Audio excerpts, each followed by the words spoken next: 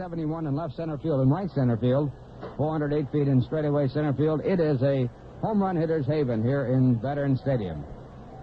Now the final warm-up pitches throw on down to second, and we're all set to go. And coming in for the play-by-play, Lindsey Nelson. Thank you very much, Ralph Conner. Hello again, everybody. 34-year-old right-hander Jim Lonborg, who was trouble with arm trouble at the start of the season, is on the mound tonight. Jim Lonborg making his, eighth start of this season. He is 1-1 against the Mets this year. His lifetime record against them is 9 wins and 6 losses. He won 1-0 on June 3rd at Shea when he went 7 innings, and he lost 5-3 on June 29th at Shea when he went 7 innings, gave up 4 runs on 7 hits. Up to lead it off for the Mets is Lenny Randall. Randall is hitting .311. He has 2 homers and 9 runs batted in. He's hit safely in 8 of 9 games. So his 8-game hitting streak come to an end in Montreal yesterday afternoon. Switch hitter, batting left. Artificial turf all around here at Veterans Stadium, with the exception of the areas around each base, the mound, and home plate. Lonborg looks to Bob Boone for his sign. Gets it, goes into the motion, and here's the first pitch of the ball game. In there for a called strike. 0-1. Bud Harrelson has moved out on deck. And again, Lonborg is ready to work. Swung on and fouled up the left field line. It's slicing over into foul territory near the stands and goes in out of play. Left fielder Ollie Brown over there.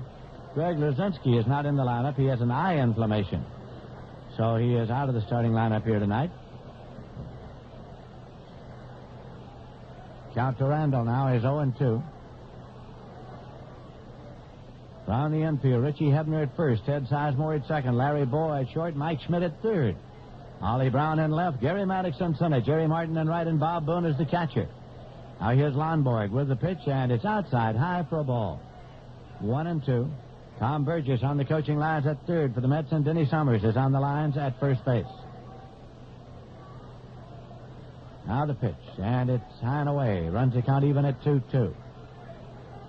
Veterans Stadium, and the fans are packed and jammed in here, some of them standing at the top of the upper deck. Here's a 2-2 pitch. Swung on, foul back. It's out of play, and the bat slipped out of his hands and went into the Philly dugout. So Randall is going over to the dugout now to get his bat, which has not yet been tossed out there to him. Now it is handed up. Tony Taylor handed it up there with a few words.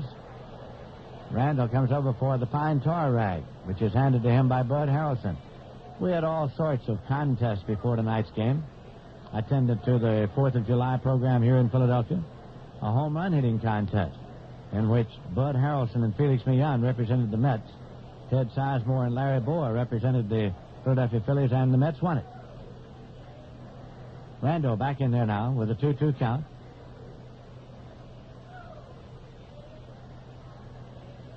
Lonborg has the sign.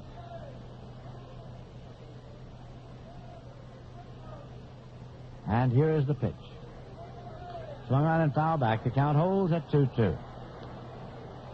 Billy Williams is calling balls and strikes. Bob Engel is the umpire at first. Jerry Dale at second. John McSherry around at third. Here's... I started to say here's a pitch, but time had been called because the ball is loose out there in center field.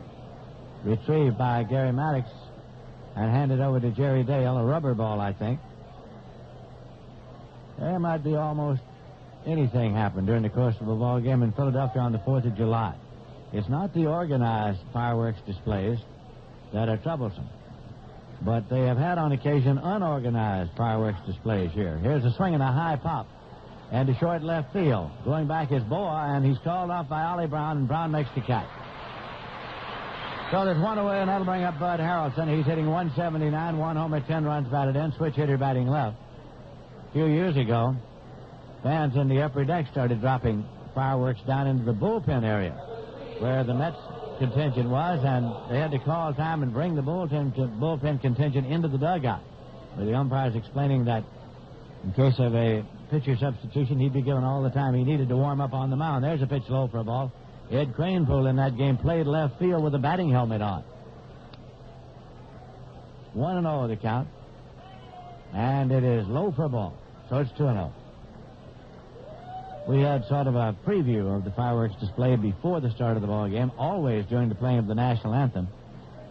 There are fireworks here. Here's a pitch low, and a 45-minute display is scheduled for after the game. 3-0 the count to Bud Harrelson with Mike Vail on deck.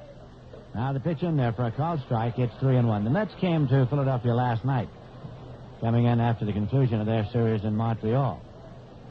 Phillies were home yesterday. As a matter of fact, they completed a sweep of the Pittsburgh Pirates. That's in for a called strike. Harrelson bluffing a bunt. 3 balls and 2 strikes to count. 1 man out, nobody on base. Phillies are the defending champions in the Eastern Division. Did not get off to nearly as good a start this year as last. Payoff pitch, swung on and missed. Lonborg with his first strikeout of the night. 2 away, and Mike Vail is coming up now. Vail is hitting .322. He has 3 homers and 18 runs batted in. He's a right-hand batter.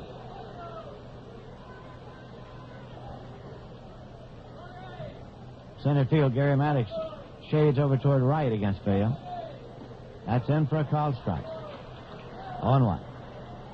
Vail backs out, gets a handful of dirt.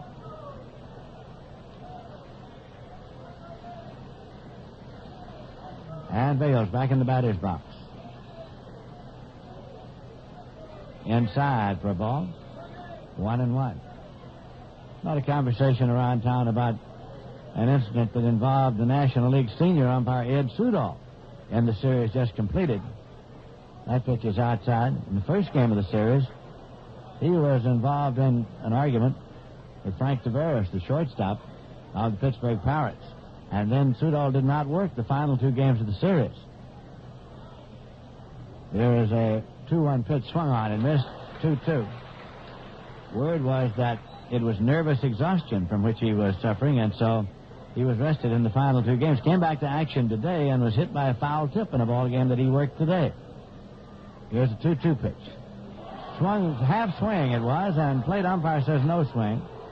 Billy Williams checks with first base umpire Bob Engel, who says no swing. So it's full at 3-2 to Vail. 2 men out, nobody on base.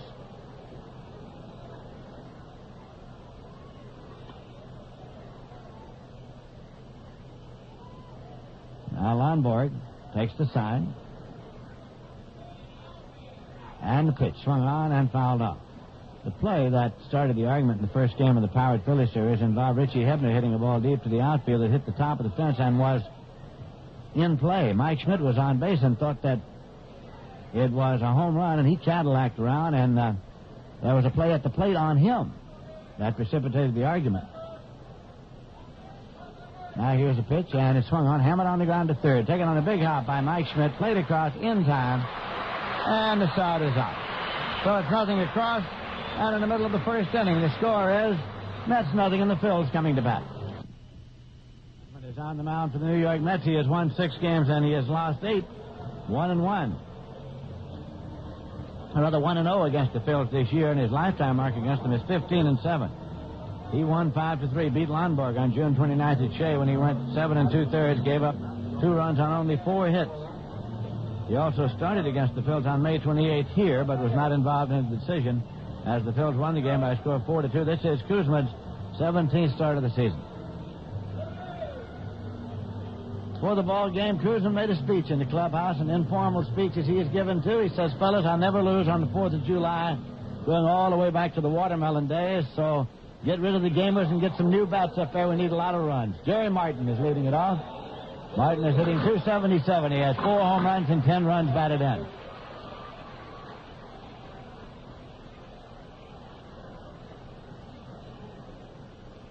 Kuzma into the motion. His first pitch is bunted on and missed for strike 1. On deck, Larry Bohr, the shortstop. Billy DeMars is the coach at third, and Tony Taylor's on the lines at first.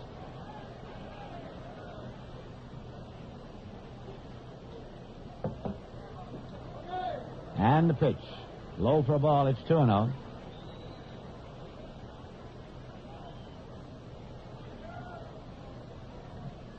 Out at Wrigley Field in Chicago, Montreal swamped the Cubs in the first game 19-3 today. That's on away for a ball. Larry Bittner ended up doing the pitching for the Chicago Cubs, and as a matter of fact, knocked Del Unser down and was fined.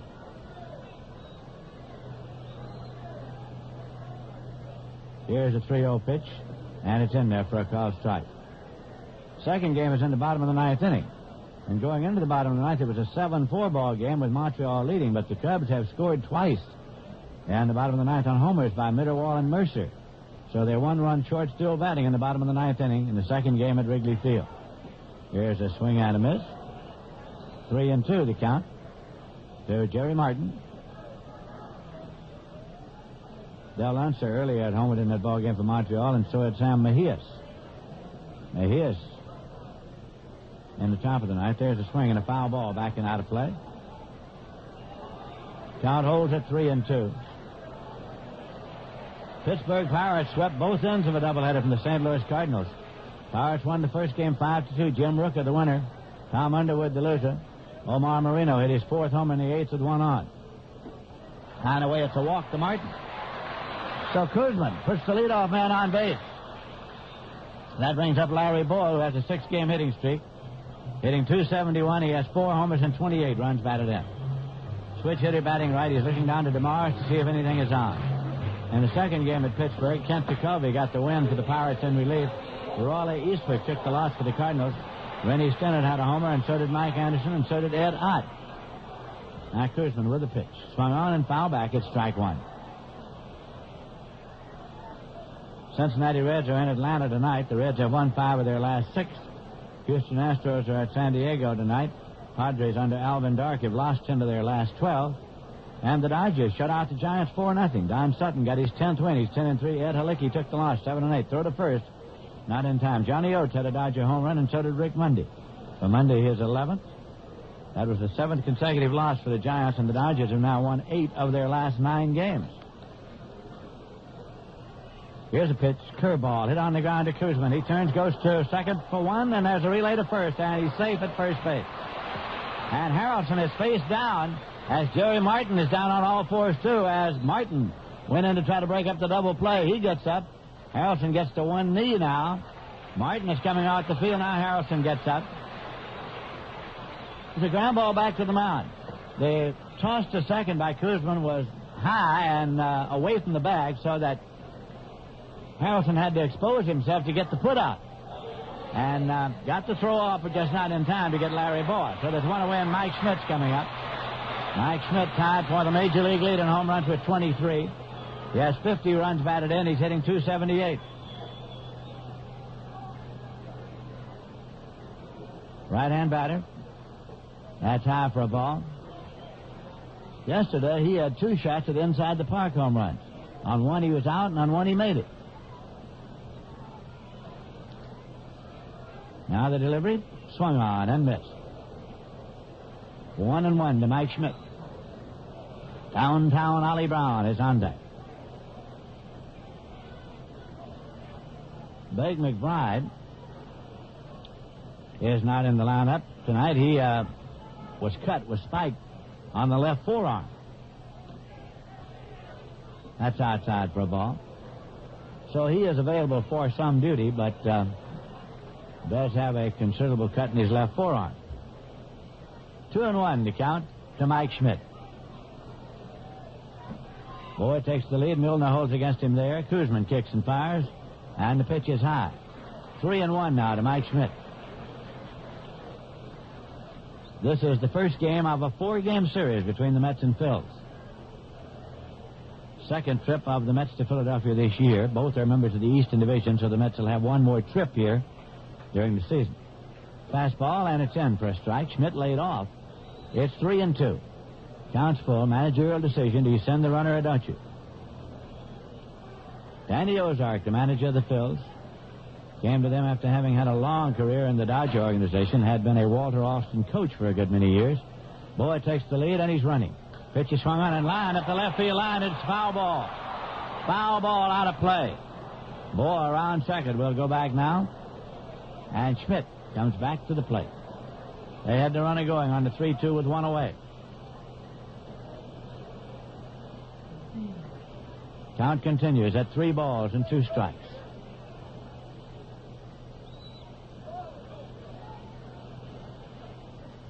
As Ralph Conner pointed out, the Phillies have won 25 of their last 30 games at this stadium. which has helped them to pack more than 50,000 into the stands tonight. Now, Boa takes the lead, and Koosman throws over. Not in time. Fans try a little rhythmic applause here. Again, Koosman sets up and throws to first base.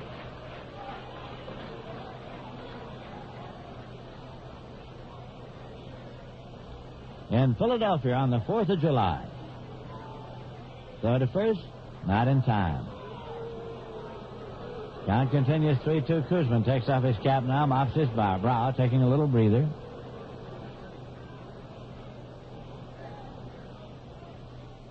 Again, Koosman sets up. Runner goes, pitches high, so there is no throw. It's a walk. That sends Schmidt down to first base, moves Larry Boa to second, and brings up Ollie Brown. One man out, runners at first and second, so John Stearns calls time and goes to the mound. Buddy Harrelson comes in from his post to short. Ollie Brown hitting cleanup, has an average of .224. He has 1 home run, 10 runs batted in, playing left field for Greg Luzinski, out with an eye infection, occasioned, they think, by a contact lens. Ollie Brown has a bat cocked as Koosman sets up and runners lead. Here's a pitch. Change curve. Hit on the ground to shortstop. Harrelson has it. Goes across the diamond to first base in time. Runners move up. 2 away, and runners at second and third with Hebner coming up. Wasn't hit hard enough for him to get 2, and it was almost in the hole as third baseman Lenny Randall at first made a move to get it. Game is over in Chicago, and Montreal has won that one also, 7-6.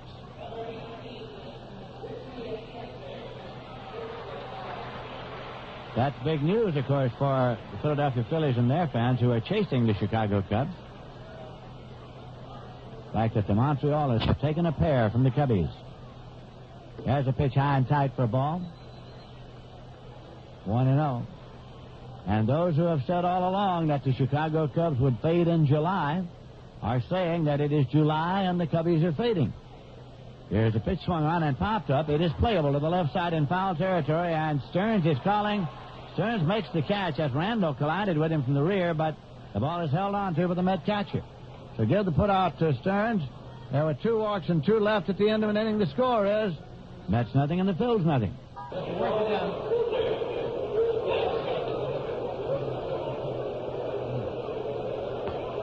John Milner's up to lead it off now. He is hitting .266, 9 homers and 32 runs batted in. Left-hand batter. And here's Lonborg with a pitch. And it's low for a ball. 1-0. Stearns is on deck, followed by Ed Kranepool. Right-hander, Jim Lonborg. And that is low for a ball. Lonborg, the star of the Boston Red Sox, pennant-winning team of 1967. Won the Cy Young Award in the American League that year. Sustained a leg accident and a skiing incident. Here's a swing and a fly ball to center. Going back is Gary Maddox, and he makes the catch. There's 1 away. On the 201st birthday of our nation in Philadelphia on July 4th, we pause for station identification. This is the New York Mets Baseball Network. Face the music with me, world. William B. Weekdays from 10 a.m. to 1 p.m. only on WNEW in New York. We put a lot of life in your world.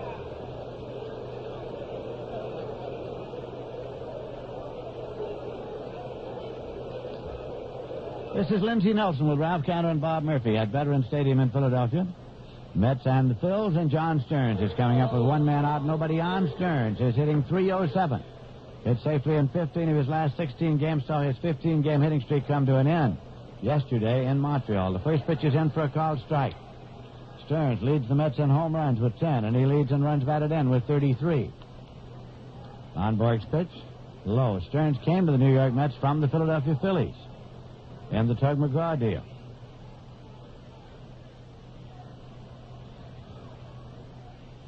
Here is the 1-1. And it's high and tight.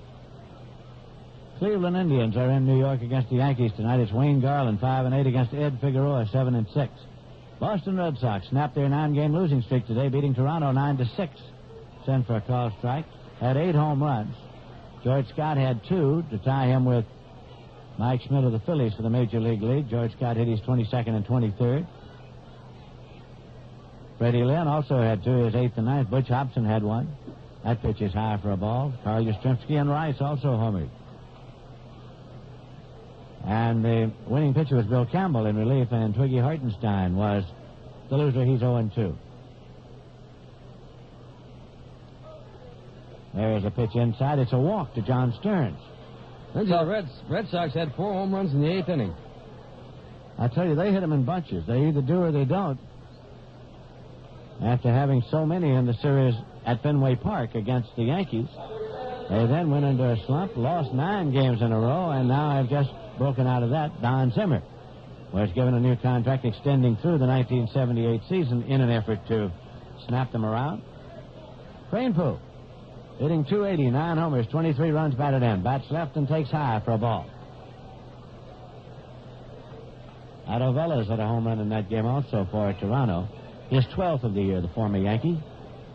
Baltimore got 6 runs in the 6th, playing Detroit. Swinging a drive into left field, and here comes Brown. He can't get it. One hop, moving to second. It's Stearns. He holds there, and Cranepool is on with a line drive to left field. Now it's the Mets who have runners at first and second, 1 man out, and Lee Mazzilli is coming up. Lee Mazzilli is hitting .227. He has 1 homer and 14 runs batted in. Baltimore is leading Detroit 6-2 in the 8th inning. Mark Fidrich for Detroit. Steve Grilly relieved him in the 6th inning. Rudy May for Baltimore. John Wackenfuss hit his 5th homer in the 2nd with nobody on, and Eddie Murray hit his 11th in the 6th with 1 on for Baltimore. Now the pitch to Mazzilli is low and away. Kansas City Royals are at Texas against the Rangers tonight.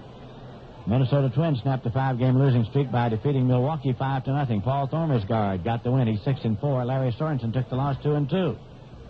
Outside for ball. Mike Cubbage hit his first home in the 3rd with 2 on for Minnesota.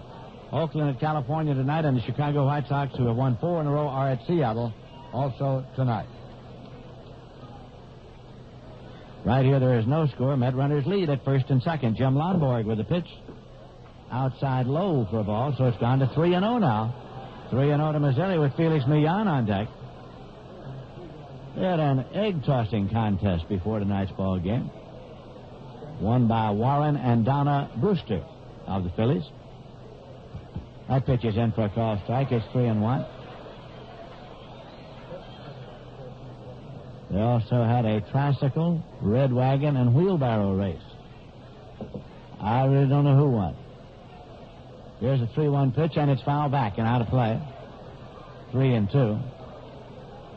Richie Ashburn didn't win. I was going to say, I know that Richie Ashburn and Mary Sue Stiles did not win, because the last time I saw them rounding third, they couldn't get out of the 3-legged sack to get to the final stage, which was the wheelbarrow. Richie had shown some early speed on the tricycle. 3-2 pitch to the runners going, and it is inside low. A throw to take, but to no avail because it's a walk and the bases are loaded. Schmidt took the throw and did nothing with it, of course, because with the ball four, no necessity for the throw. As Boone went ahead and fired it down, confusing some of the fans here in the stands. And that will bring up Felix Millan. Second walk issued by Lonborg here in the 2nd inning. Felix Millan hitting .218. He has 8 runs batted in. In the home run hitting contest before the game, he had a score of 3. That meant 2 home runs and 2 halves. It counted a half if the ball bounced over the fence on the first hop, and he had 2 of those. So he had 2 hit in the stands and 2 that bounced over for a total of 3 home runs. Swing and a miss. It's strike 1. Lindsay, I wasn't around, but in the early days of baseball, if you bounced the ball over the fence, it was a home run. I've heard that discussed with regard to early records. Felix Millan chokes the bat. Pitch is high for a ball. 1-1 to count. John Stearns, the runner at third. Ed Cranepool, the runner at second. Lee Mazzilli, the runner at first, with 1 man out. Felix Millan, the number 8 man in the order, is at the plate. Jerry Kuzman is on deck. Now the pitch. Swung on and foul off to the right side behind first base into the seats and out of play. 1 ball and 2 strikes to Millan. Also in the early days of baseball, if you advanced an extra base on a ball that was hit to the outfield or on the ground, to an infielder, it was also counted as a stolen base. Well, that's why records in one era of baseball are sometimes incomparable with records in another era. And one record that means very little is that of saves, because the rules concerning saves, the definition of a save, has changed radically. This isn't an official record anyway. That pitch is inside for a ball. 2 balls and 2 strikes.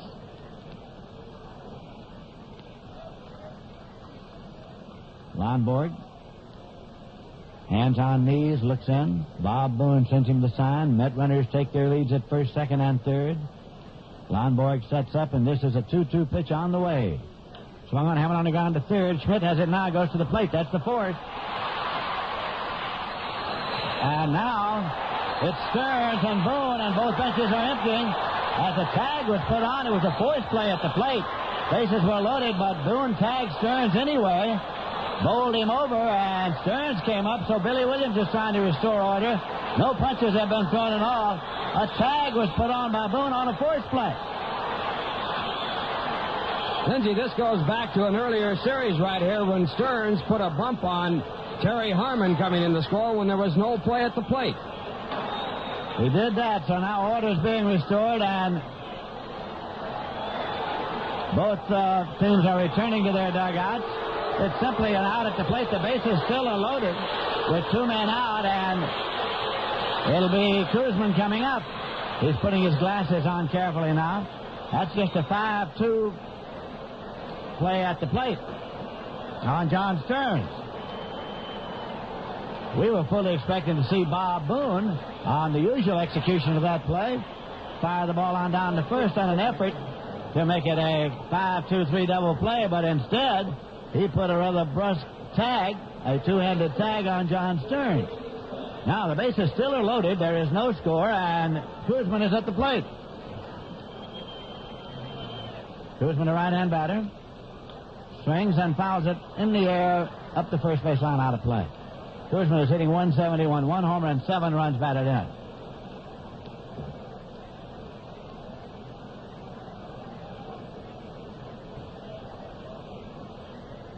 Runners again take their leads at first, second, and third. Lonborg sets off the stretch and the pitch. Inside low. Ralph Cannon, did Bob Boone forget it was a forced play, or had he been saving that tag up? I would have to say that ball players have memories like elephants. 1 ball and 1 strike. The count.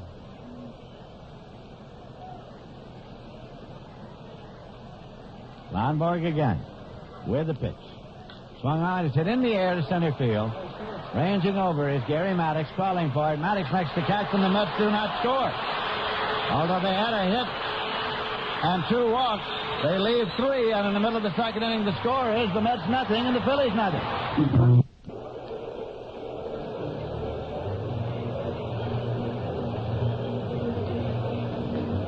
This sellout standing room only crowd at Veterans Stadium in Philadelphia has been informed by Scoreboard that the Montreal Expos did in fact sweep a doubleheader from the Chicago Cubs, and accordingly the Philadelphia Phillies are now trailing the division-leading Cubs by only 4 1/2 games. So with still more than half the season to go, this being July 4th, they're playing scoreboard here in Philadelphia. In that second game out at Wrigley Field in Chicago, Steve Rogers started for Montreal. Bill Atkinson relieved in the 5th inning and got the win. He's 4-1. Joe Kerrigan in the 9th. And Steve Rinko started for Chicago. Paul Russell relieved and was the loser. They brought Bruce Sutter on in the 7th, Willie Hernandez in the 9th. Del Unser had a homer, Sam Mejias had 1, and George Mitterwald had 1. And in the first game, Montreal swamped the Cubs by a score of 19-7. And the Cubs even brought a first baseman outfielder, Larry Bittner, in to do the pitching in the 8th inning. He decked Del Unser and was fined for throwing at a hitter. The attendance at Wrigley Field today was 31,641. Now Gary Maddox is up to lead it off for the Phillies in the bottom of the second inning. He's hitting .266, 7 homers and 34 runs batted in. Jerry Koosman with the pitch, swung on and popped up to the right side. Leon is calling for it, and he puts it away. 1 man out. You know, Lindsay, that rule about balls bouncing over the fence for home runs was a rather new rule. In 1931 is when they changed the rule that a ball bouncing over or through the fence was no longer a home run but a two-base hit. Bob Boone is up now. He's hitting .263, 5 homers and 33 runs batted in. Here's Koosman with the pitch. Swung on in line in the center field for a base hit for Bob Boone. Picked up by Lee Mazzilli and played back. So Boone is on with a single to center, and that'll bring up Ted Sizemore. Sizemore, the second baseman, hitting .262, 3 homers and 23 runs batted in.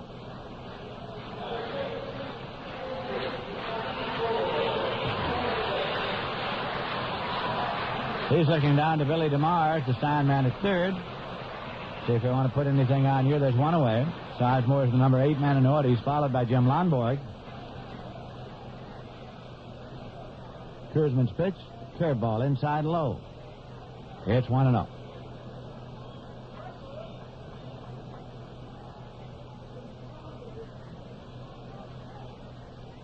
Boone has taken his lead again at first base. And the curveball misses high. So it's 2-0. It was a quiet day in Philadelphia, the holiday. Mets are now staying at a hotel located hard by the campus of the University of Pennsylvania. Throw to first base is not in time. There are a good many Met fans in this crowd tonight. There always are when the Mets play here in Philadelphia. It's a short distance. Come down from New York, or even shorter from various points in New Jersey, where a lot of Met fans live. There's a pitch in for a called strike. 2-1. What's that old story about I went to Philadelphia and it was closed? Well, this weekend, Philadelphia has been closed. Almost every place is closed on this holiday weekend. You're right.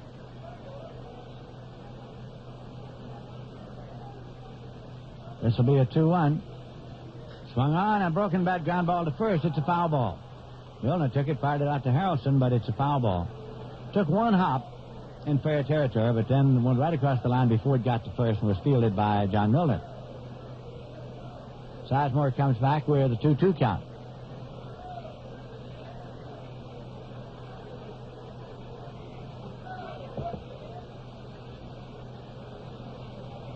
Sizemore went back for another bat.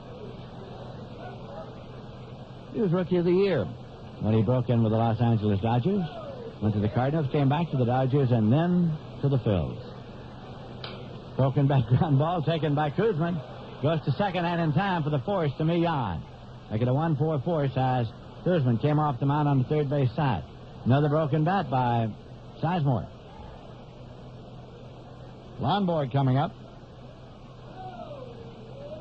Jim Lonborg has been at bat 9 times this year without a hit. He's a right-hand batter.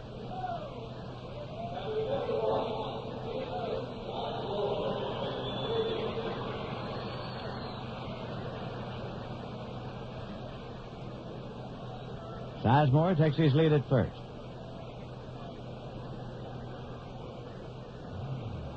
Koosman off the stretch. Fair ball, and it's low. It's 1-0. Again, Sizemore has taken his lead. There is no score in this game. Fastball inside. Koosman goes behind, 2-0. We'll bring you radio and television coverage tomorrow night from here at the Vet in Philadelphia, 7:30 p.m. New York time. That's in for a call strike. 2-1.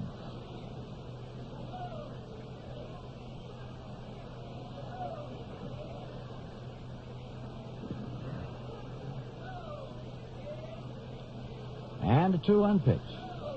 Inside. 3-1. Now Lonborg with Jerry Martin waiting around in the on-deck circle.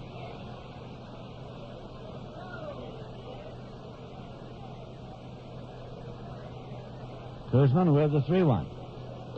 In there for a call strike. It's 3-2, so it'll be an automatic start for Ted Sizemore at first base. Sizemore leads and runs. Swinging a ground ball up the middle, and it's going to go through for a base hit. Sizemore started to third, now comes back to second, and he's back safely on a close play. As the ball came in from Mazzilli to Harrelson. Sizemore was running on the pitch, took a turn as though he intended to dig, but he saw the red light flung up there by Billy DeMars and got back to the bag. That is the first hit of the year for Jim Lonborg. He'll bring up Jerry Martin, who's been up one time and drew a walk.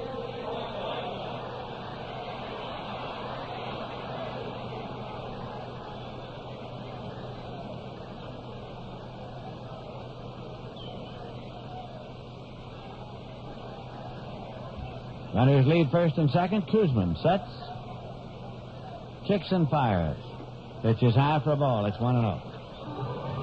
2 men out, 2 men on. No score in the bottom of the second inning.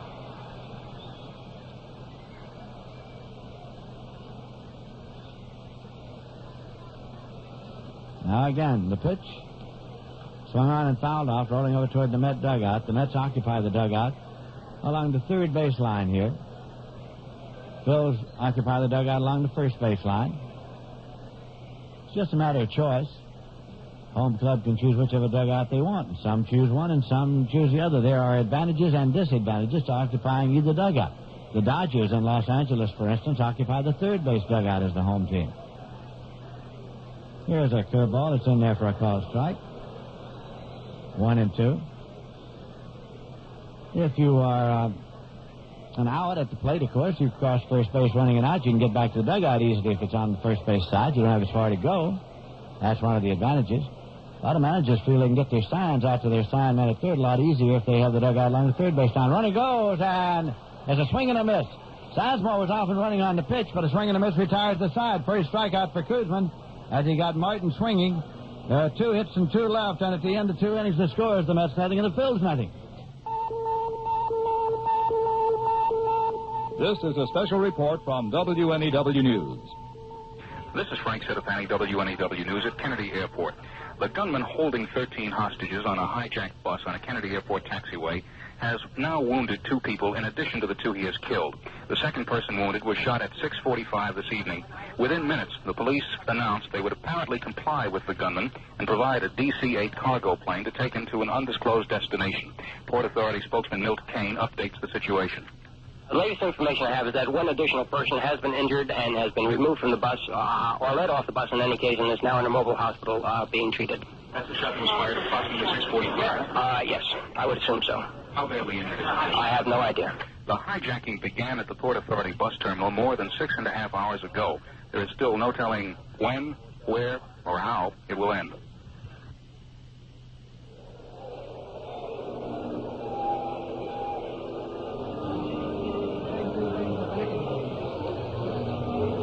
We're going now to the top of the third. A scoreless ball game, a full house here in Philadelphia on the 201st birthday of our nation.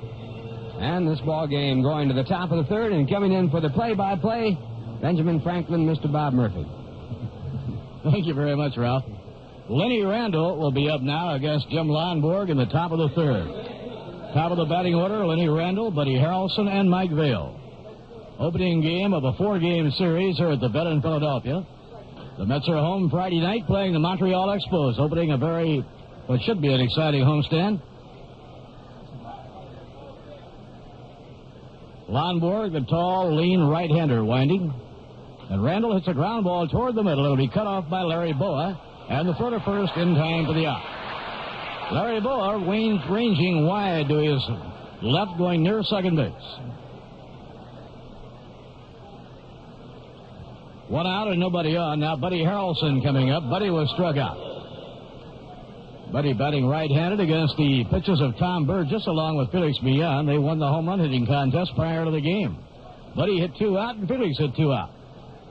Now a ground ball stroked to shortstop. Larry Boa takes it off the rug, throws to Hebner, 2 down. So Lonborg has thrown 2 pitches and retired 2 hitters. So Mike Vail will now try and linger for a moment. Jerry Kuzman has had very little time to catch his breath. Jerry's had 2 hard innings, the first 2 innings of the game, because he has struggled a little bit with his control. Mike Vail was thrown out by the third baseman, Mike Schmidt.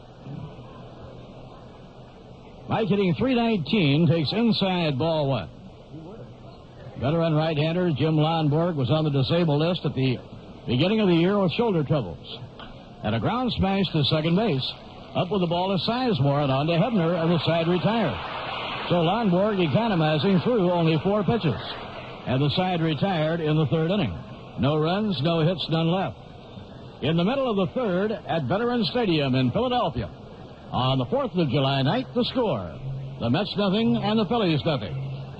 And the Mets have scheduled a brand new super special event for Saturday, July 30th. And that's the date when the first ever T-shirt day will be held. We think you'll want to make your ticket plans very early. This promises to be a big event. The T-shirt, which will be given to boys and girls 15 and under who buy a ticket and attend the ball game, is made of a polyester and cotton blend and comes in 4 sizes: small, medium, large, and extra large. You know, it is a good-looking white short-sleeve shirt with a large 2-color Mets logo on the front. Now, the shirt is edged around the neck and on the sleeves with Met blue trim, which makes it stylish and durable, too. And we're sure all you youngsters will want one to wear for the remaining hot days of summer. So buy your tickets now at all the Mets regular ticket outlets. And don't forget, a T-shirt for all those boys and girls 15 years of age and under who buy a ticket and come to Shea Stadium on Saturday, July 30th, when the Mets play the San Diego Padres at 4:05 p.m.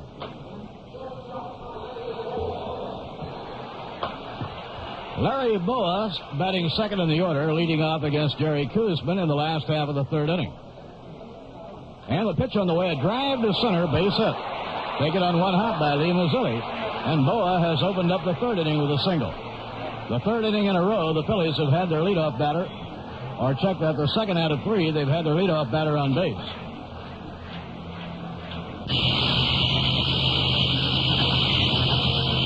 Schmidt. Mike hitting .278, 23 home runs, and 50 runs batted in. He shares the Major League home run lead with George Scott of the Boston Red Sox. Now Koosman working from the stretch. Inside and low, ball 1.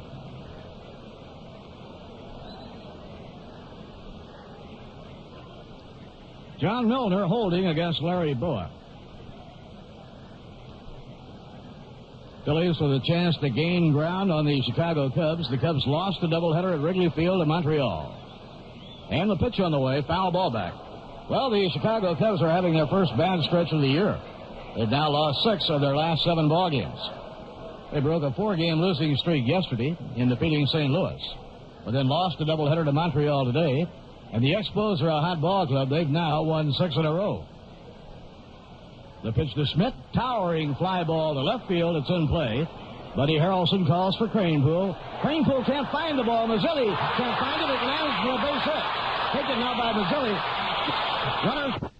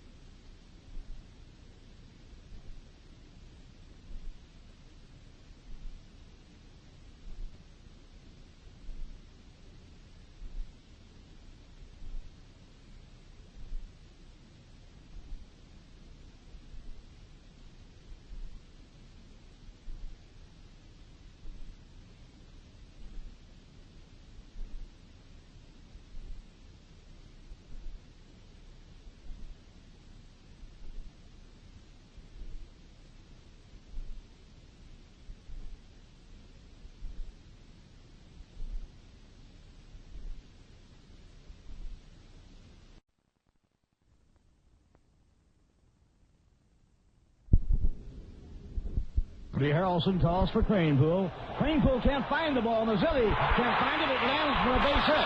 Taken now by Mazzilli. Runners on second and third.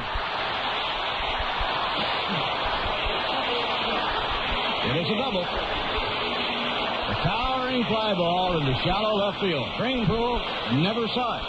He held his hands out, saying, "Help me, I can't see the ball." It was too far out for Buddy Harrelson. Mazzilli tried desperately to get over there, and Ralph, he just couldn't close the ground fast enough. It's not unusual that you lose a ball in the twilight that we have right now. It's not completely dark, and the ball can disappear.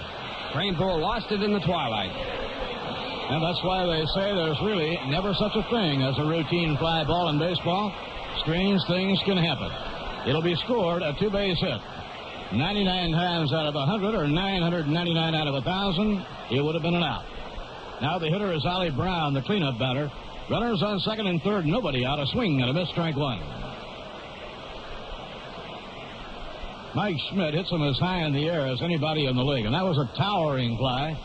At first, Buddy Harrelson thought he had a play on it, but then as he started going back, he turned and called for Cranepool to take it. And that's when Cranepool held his palms up to indicate that he couldn't see the ball. And a quick throw to third by Jerry Koosman as Randall comes over to cover. Not in time. And Mazzilli really tried hard. He could see it, and he was coming full speed trying to get there. Ollie Brown, the cleanup batter, veteran right-hand hitter waiting. And the pitch on the way, and a long fly ball hit deep to center field. Way back, Mazzilli going to the wall. It is off the top of the wall. An extra base hit. 2 runs will score.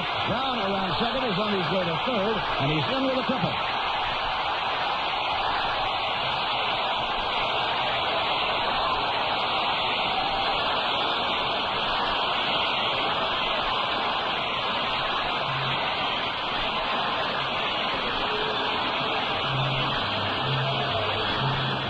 Brown just missed a 3-run homer.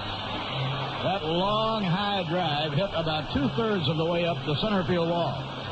Mazzilli tried to climb the wall and get it, and when it struck the wall, it then bounced back toward left center where Eddie Cranepool picked it up, and Ollie Brown is on third with a 2-run triple. So the Phillies have very quickly pounced on an opening and placed it right on the scoreboard. Still nobody out. They lead 2-0. The hitter is Richie Hebner. Hebner, a left-hand batter. The Mets bring the infield in. And a swing and a foul on a curveball back toward the Philadelphia dugout. Phillies got an opening on the high fly that Cranepool could not pick up in the lights. And they canched it in quickly. Now the pitch on the way to Hebner, and a long drive down the right field line. It might be foul. Let's watch. And it is a foul ball. Foul ball up in the stands. Richie Hebner batting at .311.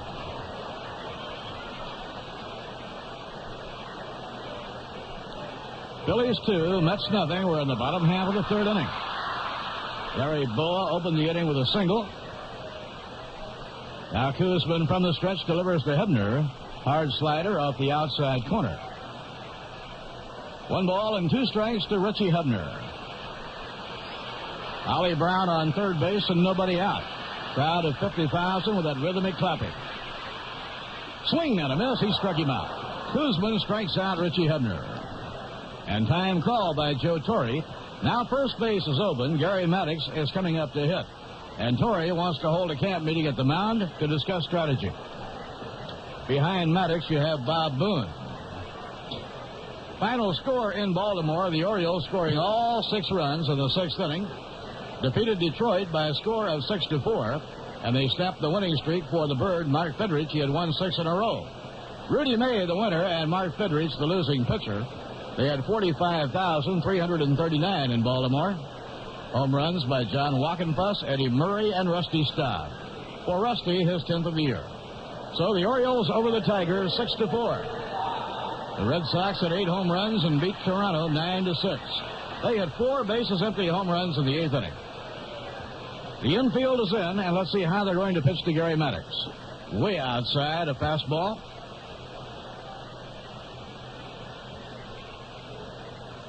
Let's have an open base, but they're trying to pitch carefully here to Maddox, and it's a base hit through the hole to right field.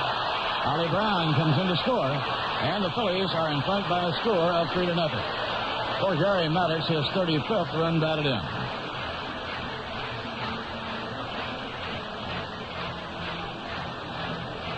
Phillies lead 3-0. The hitter is Bob Boone. Boone singled to center his first time up. Boone batting at .266. And the pitch on the way by Jerry Koosman, a fastball over, strike one call. Phillies have scored 3 runs on 4 hits. Milner holding against the runner. Strike called on the inside corner to Bob Boone. Koosman with a 2-strike advantage. The next hitter will be Ted Sizemore. Phillies have been hot. They've won 7 of their last 8. And the pitch on the way. Ground ball hit to third. Randall has it. He goes to Mian. There's one. And on to Milner. Double play to retire the side. Around the infield for the double play. Philadelphia scored 3 runs on 4 hits. No errors, none left. At the end of 3, the Phillies 3 and the Mets nothing.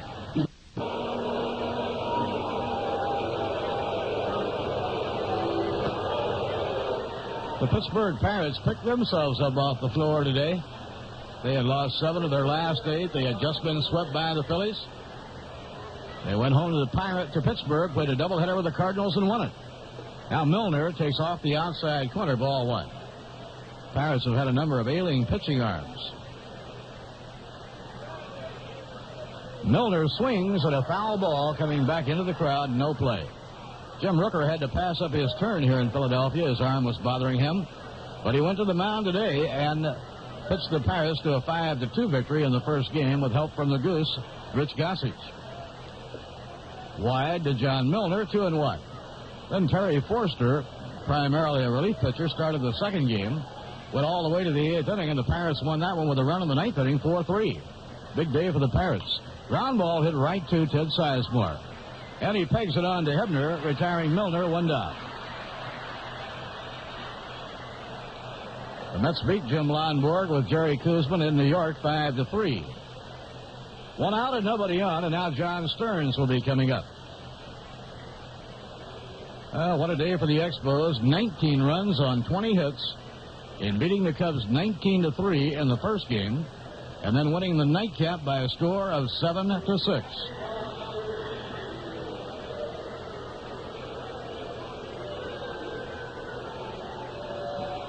John Stearns standing in. John reached on a walk his first time at bat.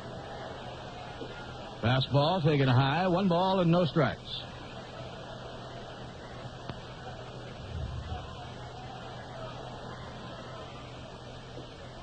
Hard slider out of the strike zone. 2 balls and no strikes to John Stearns. Don Sutton pitched a 3-hit shutout as the Dodgers beat the Giants 4-0. And a towering pop foul outside third over by the dugout. Playable for Mike Schmidt, and he puts it away for the out. So Stearns is fouled out, 2 down. Lonborg has allowed only 1 hit. That was a solid single to left by Ed Kranepool.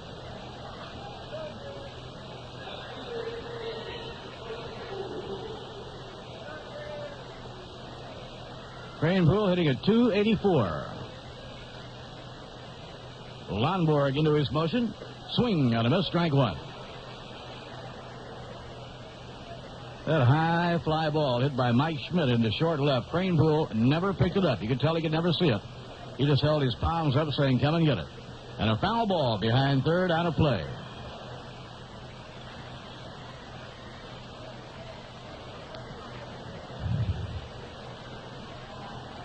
Lee Mazzilli will be the next hitter. Bob Boone setting the low target, and a swing and a miss on a breaking ball. He struck him out. Kranepool rarely strikes out, taken out of there with a breaking pitch. And for Lonborg, his second strikeout. No runs, no hits, and none left. In the middle of the 4th inning in Philadelphia, the Phillies 3 and the Mets nothing.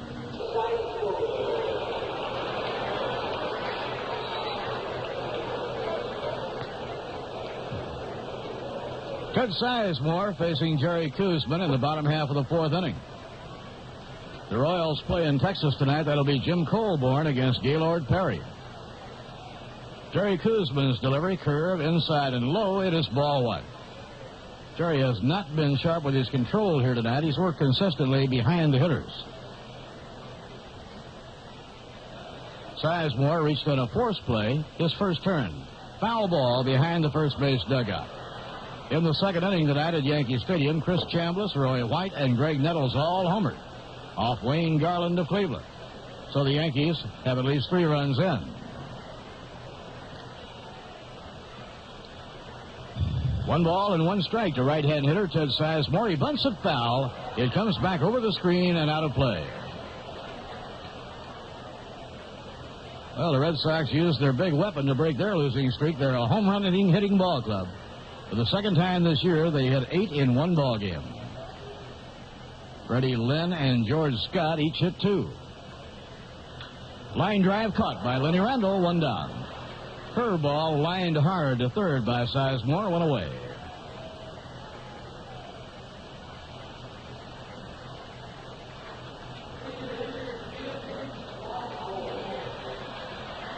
Jim Lonborg lined a single to center field, his only time at bat in the second inning. Phillies have 3 runs on 6 base hits, and a swing and a miss and a fastball, strike 1. Lonborg, meanwhile, has allowed only 1 hit, a single by Cranepool over the first 4 innings. Fastball off the inside corner, 1 ball, 1 strike. Beautiful crowd tonight in Philadelphia. It's 50,000 plus. And when the game is over, they'll have about a 45-minute fireworks show for the big crowd. Curve, a swing and a miss. Phillies have already gone over the 1 million mark in home attendance.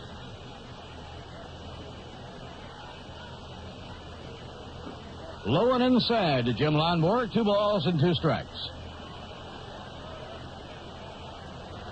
Phillies lost their first 5 games at home this year, but since then they've been very hard to beat at home. Now a swing and a miss, he struck him out. So Koosman strikes out Lonborg for Jerry, his 3rd strikeout. They lost their first 5 home games, and since then, they've won 25 out of 30 home games. So on the year, they're 25-10 at the vet. Leadoff batter Jerry Martin, the right fielder, has reached on a walk and been struck out. Martin hitting .274. And a high fly, well hit to left center. Back goes Mazzilli. He's getting under it. And near the warning track, he takes it for the out. Lee had that one all the way. No runs, no hits, and none left for Jerry Koosman, his first 1-2-3 inning. At the end of 4 innings, the Phillies 3, the Mets nothing. The answer is 2,858. What's the question? What's the sticker price on Toyota's answer? The Toyota Corolla 2-door sedan we call the answer. That's right, $2,858. That's based on manufacturer's suggested retail price, not including taxes, license, transportation charges, and optional equipment. Toyota's answer is economy without ever sacrificing quality. That's why Toyota dares to say, if you can find a better-built small car than Toyota, buy it. You asked for it, you got it. Toyota. It's going to be a great summer. Not only because the Mets have come alive, but because right now you can save on everything you need for your home and family. In Channel's Summer Living Sale, you'll find hundreds and hundreds of super buys at Channel right now. So hurry. Hurry to your nearest Channel Home Center in New Jersey and in Pennsylvania and save like never before. When it comes to making your home a better place to live, Channel is the best partner you can have.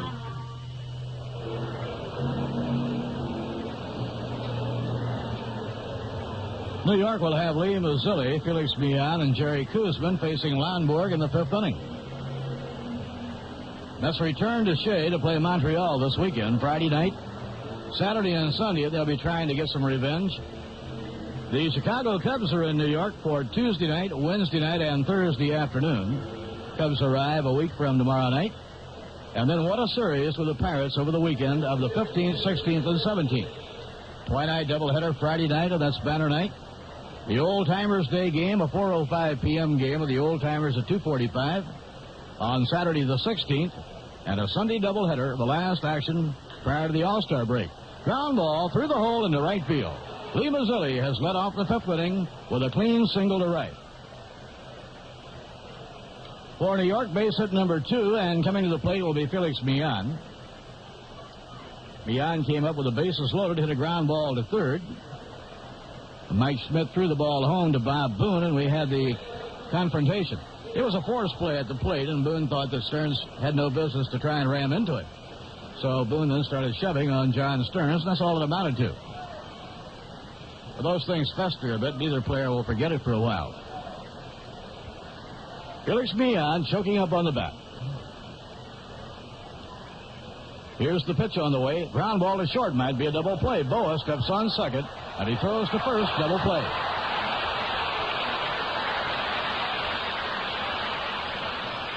Jim Lonborg, who throws a good sinking fastball, good slider, has the ability to make the hitters hit that ball on the ground in those crucial spots. So the double play, 2 outs and nobody on, and Jerry Koosman will be up to hit. Jerry was out on a fly ball to center field. John Milner and Jerry Koosman have hit the only fly balls to the outfield off Jim Lonborg. Veteran right-hander made a great comeback last season for the Phillies. He won 18 ball games and lost just 10. The year before, he was sidelined most of the year with a bad shoulder. Foul ball against the right leg of Jerry Koosman, strike 1. That same shoulder bothered him again this spring, and he was on the disabled list when the season started and didn't get into action until late May. Curve over at the knees, strike 1 call. So a 2-strike count on Jerry Koosman. 2-strike delivery. He pops the ball up near the plate. Bob Boone in foul ground. Rid of the mask is under it. He has to go back over the line into fair territory, but he grabs it for the out, and the Mets are out of their half of the 5th inning. No runs, 1 hit, none left on, and we have come halfway. In the middle of the 5th inning, the score. The Phillies 3 and the Mets nothing. Come on in, come on in, come on in. If you're thinking about a nice, faraway vacation, but money's keeping you close to home, come on into Household Finance. With an HFC travel loan, you could get away from it all. Far away from it all. Come on in, come on in, come on in, HFC, an equal opportunity lender. So come on in, come on in, come on in, Household Finance, where people use our money to get the most out of life. come on into HFC. At Household Finance, you may borrow up to $2,500 and choose from a wide variety of repayment loans. For a large or small loan, call HFC in New York, New Jersey, or Connecticut. See your phone book for the Household Finance office nearest you.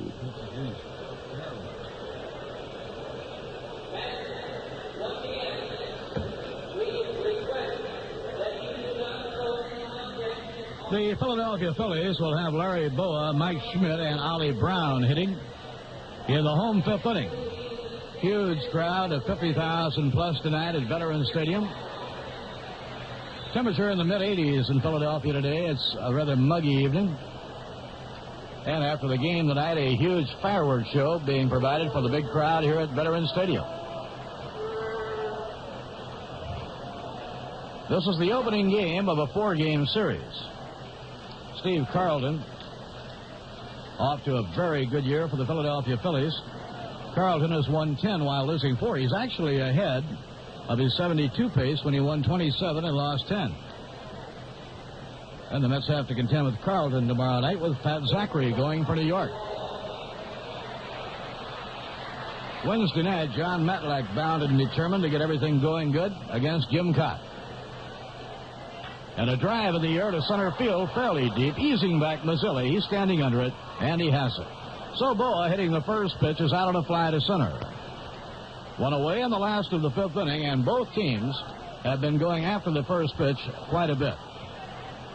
The Phillies more so than the Mets. Jerry Koosman, or I should say the other way around, the Mets more so than the Phillies, because first 3 innings, Koosman's control was not that sharp.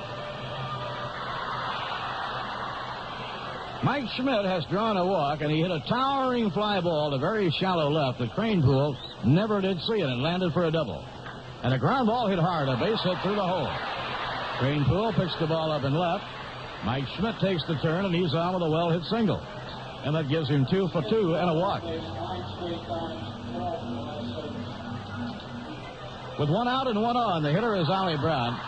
He hit a 408-foot triple off the top of the center field fence, driving home both Larry Boa and Mike Schmidt in the 3rd inning.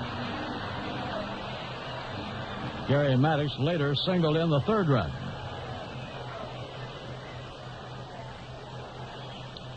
That was the 7th hit of the game for the Phillies. In comes the pitch to downtown. Ollie Brown is taken high, ball 1. Mets and Phillies have played 10 games this year, with the Mets winning 4 and the Phillies 6. There goes the runner. The pitch inside. A peg by Stearns. The slide. He is out at second base. Millan putting the tag on Mike Schmidt. So Schmidt, who is a very good base stealer, cut down on the throw by John Stearns. He was trying to get his 7th stolen base of the year. 2 outs, nobody on.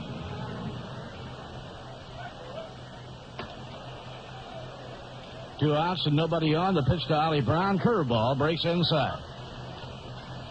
2 balls and 1 strike to the veteran outfielder filling in for Greg Luzinski tonight.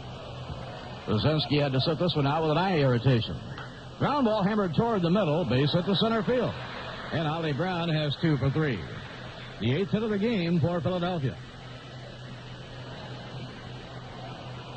Richie Hebner has fouled out to Stearns and been struck out, nothing for 2. Phillies are primarily a right-handed hitting ball club.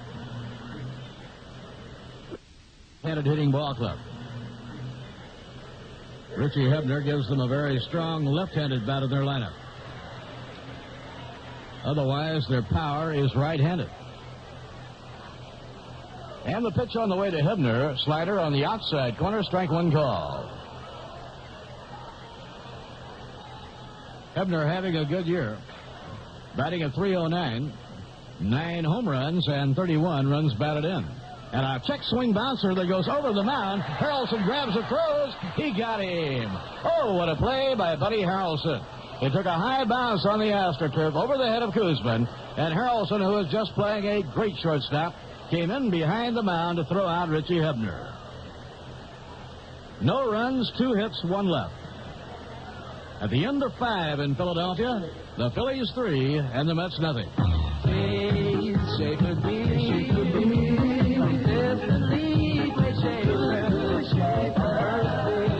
To your life, go straight to your birth.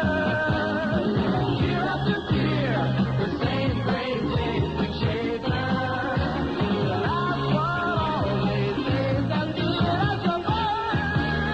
Schaefer consistency starts with country pure water. Heading for the Schaefer Brewery in Lehigh Valley. There's Schaefer's Poison Brew. That's brewing twice.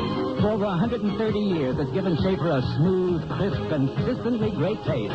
Schaefer consistency. Put it to the test. You'll find your last one tastes as good as your first. Year after year, the same great taste with Schaefer. Your last will always taste as good as your first. Schaefer Brewing Company, Lehigh Valley, Pennsylvania.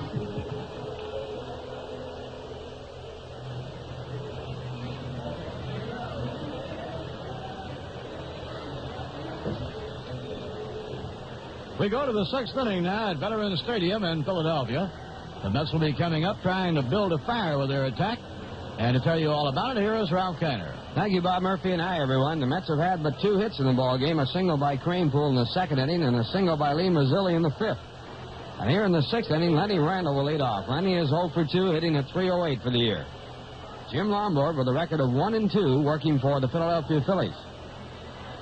He has won 130 games, make it 139 games in his lifetime career. Lost 124. 22-game winner for the Boston Red Sox in 1967. He won the Cy Young Award. And the first pitch of ball. Lombard retired the side on 4 pitches in the 3rd, 5 pitches in the 5th. He's been very efficient. And he comes back and misses again, 2 balls and no strikes. It'll be Lenny Randall, Bud Harrelson, and Mike Vail as the first 3 batters for the Mets. There's a drive to deep left center field, a long way back for Gary Maddox, but he gets back to the warning track and he makes the catch. What a way. Gary Maddox, a strong center fielder. So 3 pitches and 1 away, and Bud Harrelson coming up.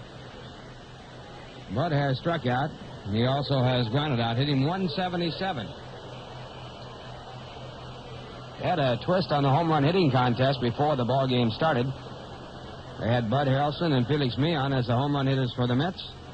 Ted Sizemore and Larry Boa for the Philadelphia Phillies, and the Mets won it. There's a swing and a foul ball. The ball out of play back in the stands on the third base side. Harrelson hit 2 out of the ballpark, so did Felix Millan. They credited ball bouncing over the fence as a half a home run, and the Mets had a total of 5 to the Philadelphia Phillies 2. And Lomborg back to work, and the pitch to Harrelson, a called strike. It's strike 2. Phillies picking up a full game in the Cubs, who lost a doubleheader to Montreal, and the Phillies now trailing by 4.5 games. If they win this game here tonight, they'll be 4 back in second place. Lomborg misses high with a fastball. And the count at 1 ball and 2 strikes. And the next pitch to Harrelson, hit down the right field side. Coming over is the right fielder, Jerry Martin, and he makes the catch of the line drive, 2 men away. So 6 pitches, 2 men away, and the batter will be Mike Vail. Vail has grounded out to third, grounded out to second. Mike hitting at .317 for the year.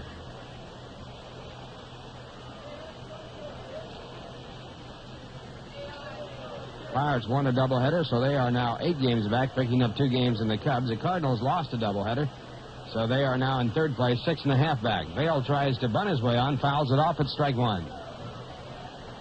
Expos winning a doubleheader. They now have won 6 in a row, and they are 13 games out in 5th place. 1 strike count to Mike Vail, a right-hand batter, and here's the pitch. Vail takes it low and outside. 1 ball, 1 strike. Lomborg has not pitched a complete game this year. He has won 1 and lost 2. One of his victories and one of his losses to the Mets. And the next pitch is low, and it's 2 balls and 1 strike. Lifetime against the Mets, Lomborg has won 9 and lost 6.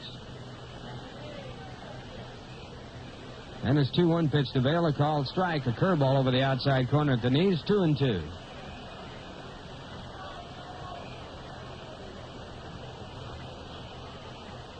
Full house here in Veterans Stadium.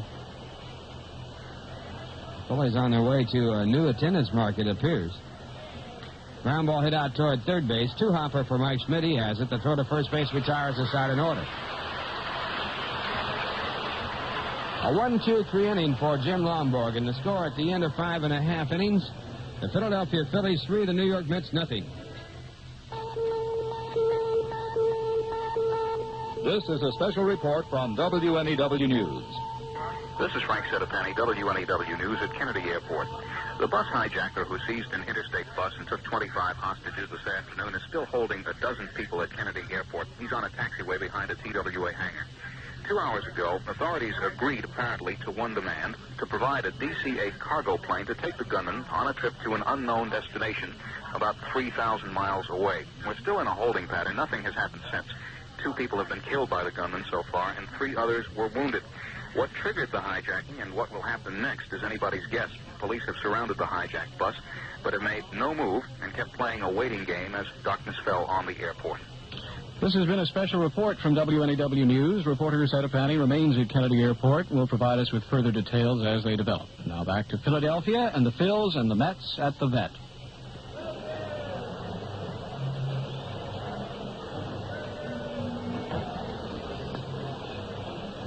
We're going now to the bottom of the 6th inning. The Mets trailing by 3. The Phillies coming up, and the leadoff batter will be the center fielder, Gary Maddox. Maddox has a base hit and 2 times up. The Phillies have 3 runs on 8 hits. The Mets have no runs on 2. It'll be Gary Maddox, Bob Boone, and Ted Sizemore as the first 3 batters. Jerry Kuzman into the windup, and the first pitch is hit in the air to right field. Moving over to his left side is Mike Vail. And Mike makes the play. 1 pitch and 1 away. That'll bring up Bob Boone. Boone has a base hit and 2 times up. Maddox hitting at .268 before the out. Boone coming up hitting .265 for the year.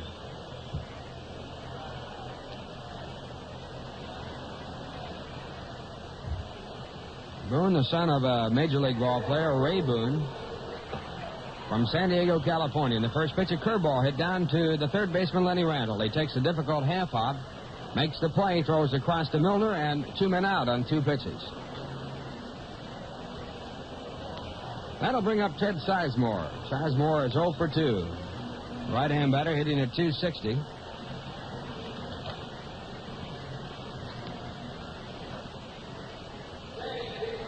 Sizemore started his career with the Dodgers, went to the Cardinals, went back to the Dodgers, and now with the Philadelphia Phillies at his own request.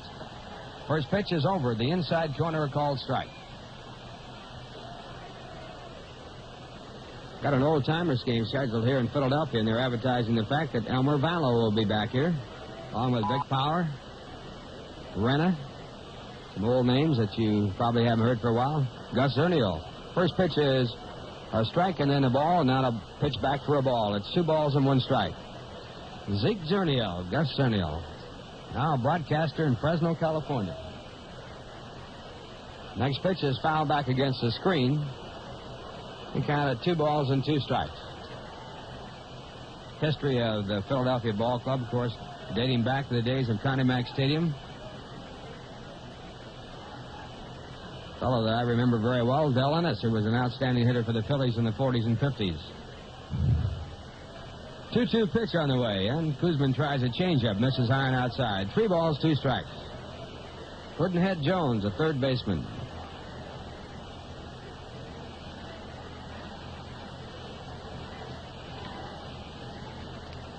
Hamner at shortstop. Semenick the catcher. 1950, when the Phillies won the National League pennant with the Whiz Kids. Now a pitch for a ball, and the count at 3-2.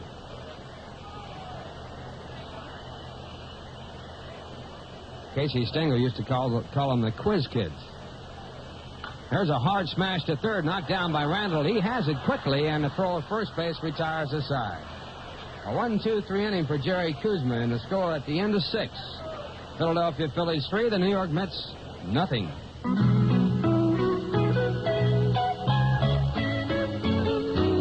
What's the big idea? The big idea is the Astoria idea.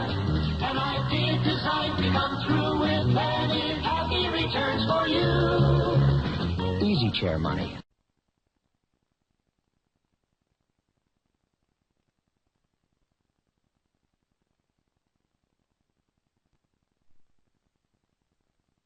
Big 5.47% a year on your 5.25% passbook savings account. And your money's yours when you want it with no loss of interest. Astoria has other big ideas and high-yield savings certificates, and every Astoria account earns the highest rates the law allows. Yes, big ideas come naturally from the nice people with over $1 billion behind them. An idea designed to come through with many happy returns for you. The Astoria idea.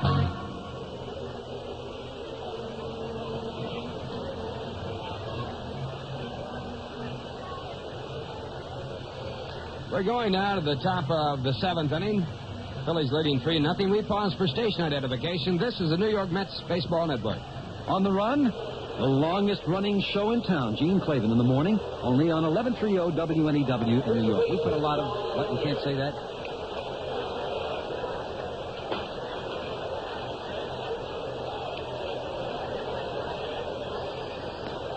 First pitch to John Milner is low and outside. It's ball 1. Ralph Kiner along with Lindsey Nelson and Bob Murphy from Veterans Stadium in Philadelphia. The Phillies leading 3-0. Pitch back to Milner is low, and it's 2 balls and no strikes. Jim Lonborg pitching for the Phillies with a record of 1-2. This is his 8th start. Bothered by arm trouble.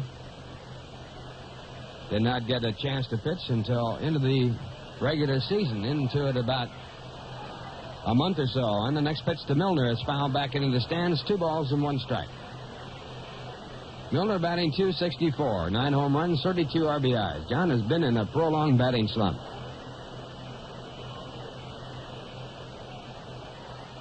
And Lonborg with his next delivery. Milner hits it hard but foul down the right field side. 2-2. It'll be John Milner, John Stearns, and Ed Kranepool as the first three batters for the Mets here in the seventh. Lomborg has held the Mets to 2 base hits, a single by Ed Kranepool in the second, and a single by Lee Mazzilli in the fifth. And the right-hander with his next pitch to Milner, a line drive to center field. Maddox moving up in the ball. He has it. Hard hit, but right at Gary Maddox, the center fielder, for an out. That'll bring up John Stearns, who has walked and fouled out. Stearns had a 15-game hitting streak stopped in yesterday's ball game. In this game, he has walked and fouled out, and he's now batting at .314. Make it .306. And the first pitch to Stearns. Fastball moves Stearns away from the plate, high and tight. It's ball one.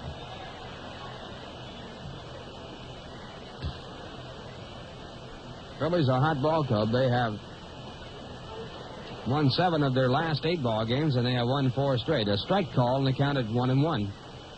Stearns right on top of the plate. He really crowds that plate. Swinging a curveball, a miss. 1-2. Lomborg pitching very quickly here tonight. Stearns steps out of the batter's box to slow him down. Now gets back in.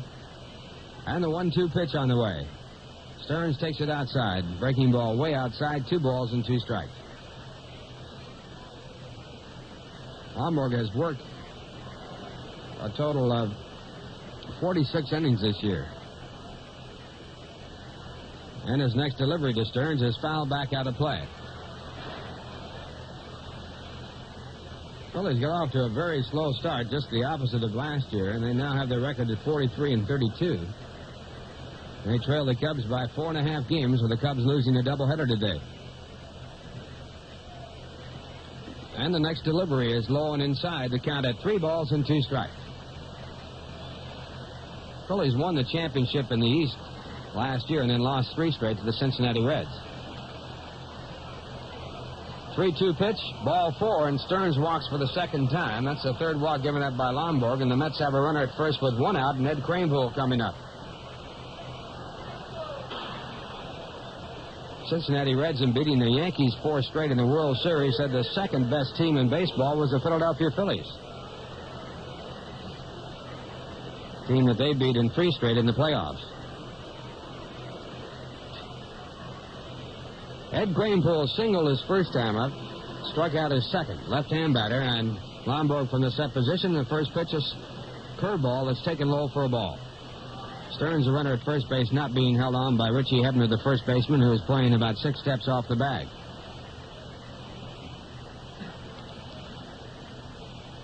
Mets and Phillies have played 10 games so far this year. The Phillies have won 6. Now Lomborg high with a fastball. It's 2 balls and no strikes.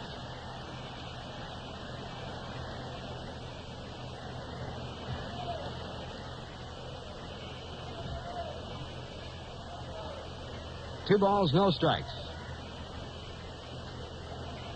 And the next pitch, Kranepool takes a called strike.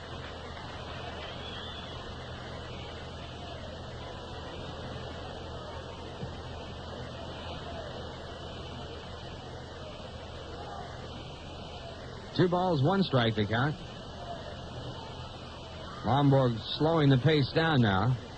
Takes the signs from Bob Boone, his catcher. There goes the runner, and the pitch is hit in the air, foul, back out of play. So Stearns, running with the pitch, will go back to first in the count at 2-2. Got a capacity crowd here at Veterans Stadium. First game of 4. Tomorrow the Mets will pitch Pat Zachary against Steve Carlton. Wednesday, John Matlack against Jim Cott. And Thursday, Nino Espinosa against Randy Lurch. And the Mets return home for a 3-game series with Montreal, Friday night, Saturday afternoon, and Sunday. Next pitch is on the way, and it's inside, and that puts the count at 3-2. 3 balls, 2 strikes.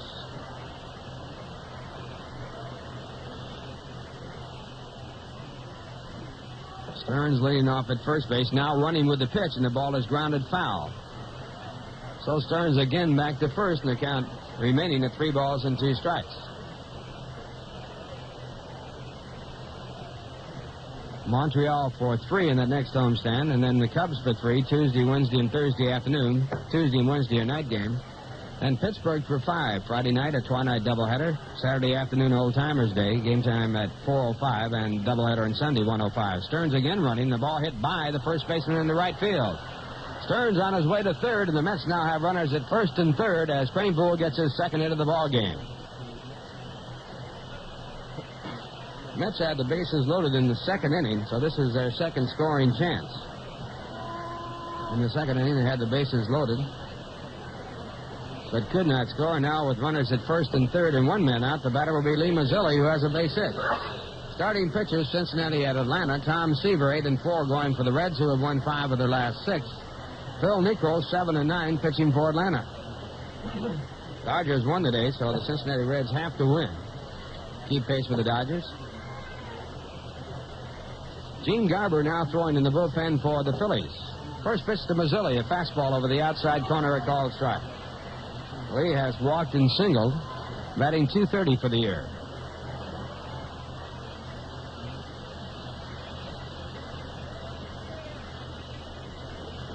Infield set back at double play depth at short and second.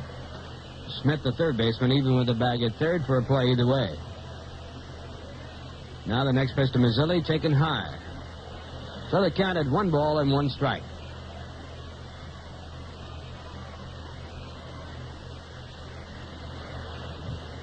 Mazzilli has driven in 15 runs this year. Batting 7th in the batting order. In the on-deck circle is Bruce Beauclair out to bat for Felix Millan. Curveball over, a strike call, and it's 1-2.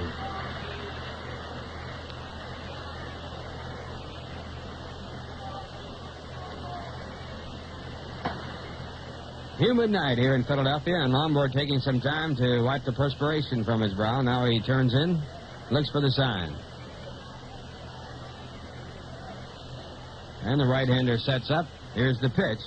Mazzilli hits a ground ball that's by the first baseman in the right field for a base hit, and the Mets score. And the Mets now have the time run at first base as Mazzilli gets his second hit of the ball game. So the Mets get on the scoreboard with a walk and 2 singles, and the batter coming up will be Bruce Beauclair, batting for the second baseman, Felix Millan. Felix was 0 for 2 in the game. Run batted in for Lee Mazzilli, his 15th of the year. On the play, Cranepool moves on down to second base.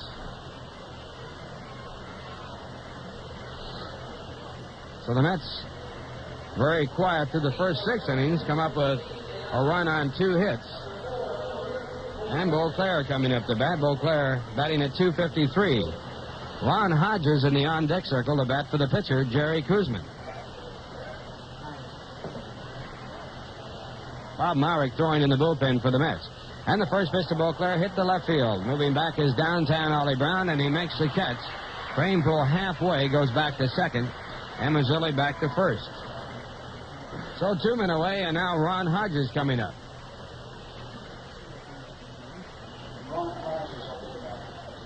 Hodges, a left-hand batter. Ron has had 8 base hits so far this year, batting at .258.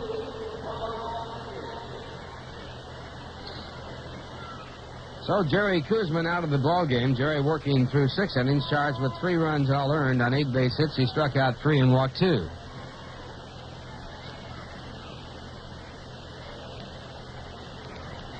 And Ron Hodges stepping into the batter's box. Hodges, a left-hand batter with 2 runs batted in. He has no home runs for the year, but he had a 3-run home run against the Yankees in the Mayor's Trophy game. And Lombard from the set position. Here's the pitch. Hodges takes a called strike over the outside corner at the knees, and the count at strike 1.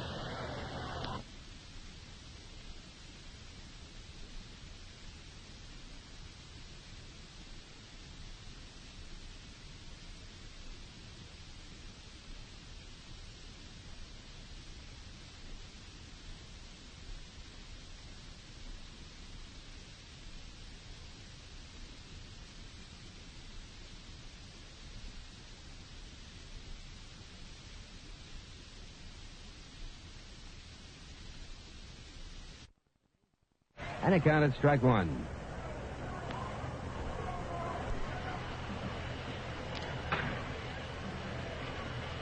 Once again, Lombard sets up, checks the runner at second base. Here's the pitch, and Hodges takes inside, and they counted 1 ball and 1 strike.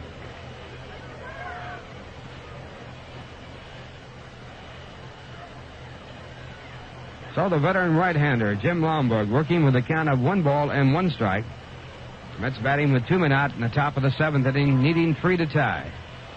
Next pitch to Hodges, drilled out to right field. Coming over is Jerry Martin. He makes a diving catch, and that retires the side.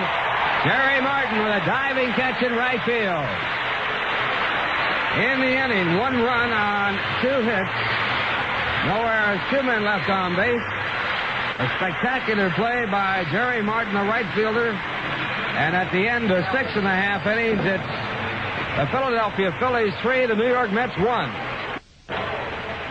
For the New York Mets, 2 changes. Bob Myrick coming in the ball, giving the pitch in place of Jerry Kuzman, and Doug Flynn playing second base. Myrick, making his 22nd appearance, has a record of no wins and 1 loss.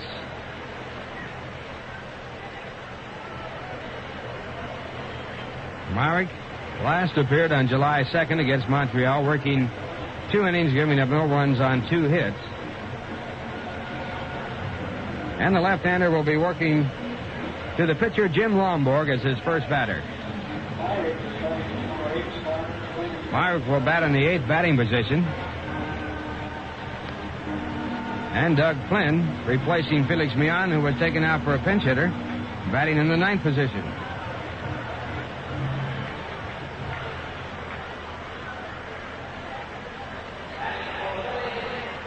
And Jim Lomborg, the batter for the Philadelphia Phillies. The Phillies leading by a score of 3-1.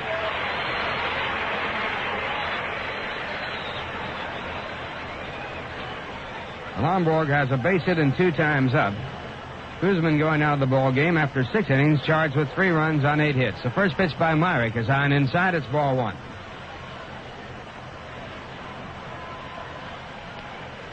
And the left-hander back, and a called strike. It's 1 ball and 1 strike.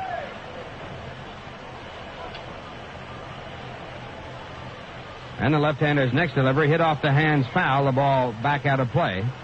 The ball was not hit in the air high enough for John Miller to get to it, and it bounces in foul territory, and Lomborg for a new bat.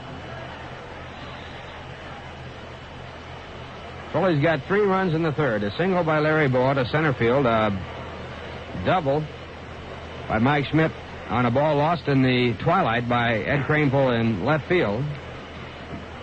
And a 3-base hit by Ollie Brown off the top of the center field fence. Brown later on scored in a single by Gary Maddox. Now a pitch for a ball. It's 2 balls and 2 strikes. And the next delivery, fastball grounded toward third base, fielded by Lenny Randall. A high throw taken by Milner, and Lomborg is out. That'll bring up Jerry Martin. Martin getting the hand for his spectacular catch that kept the Mets from scoring. Additional runs as they batted in the top of the 7th inning. Martin, a right-hand batter, batting at .272.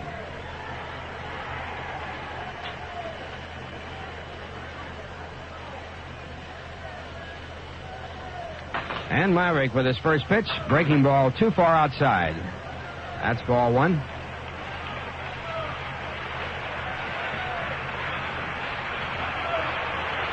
At the end of 1, Cincinnati 1, Atlanta nothing. Tom Seaver against Phil Niekro. And a swing and a grounded foul. 1 ball, 1 strike.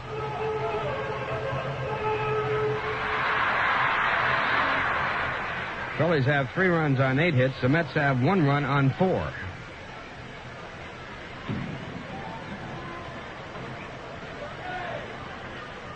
And Bob Myrick into the windup. Here's the pitch. Ground ball hit foul down the third base side. 1 ball, 2 strikes.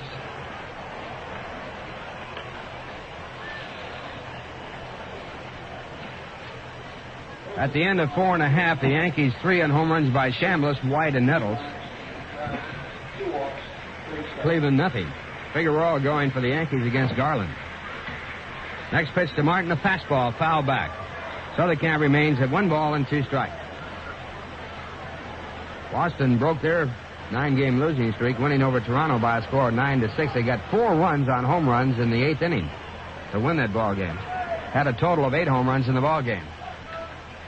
Scott had 2. He's now at 23, which leads the American League. Now Myrick misses low, and it's 2 balls and 2 strikes. Boston with a chance to have 3 ball players with over 40 home runs in a single season. It's only been done once, and that was done by the Atlanta Braves. There's a fly ball hit down the right field line. It is in foul territory and out of play. So the count remains at 2 balls and 2 strikes. The Atlanta Braves had 3 ball players that had 40 or more home runs. Hank Aaron, Dave Johnson, and Darrell Evans. Scott has 23 for the year. Rice has 19. Yastrzemski has 16. Butch Hobson has 14. Fisk is up there around 13.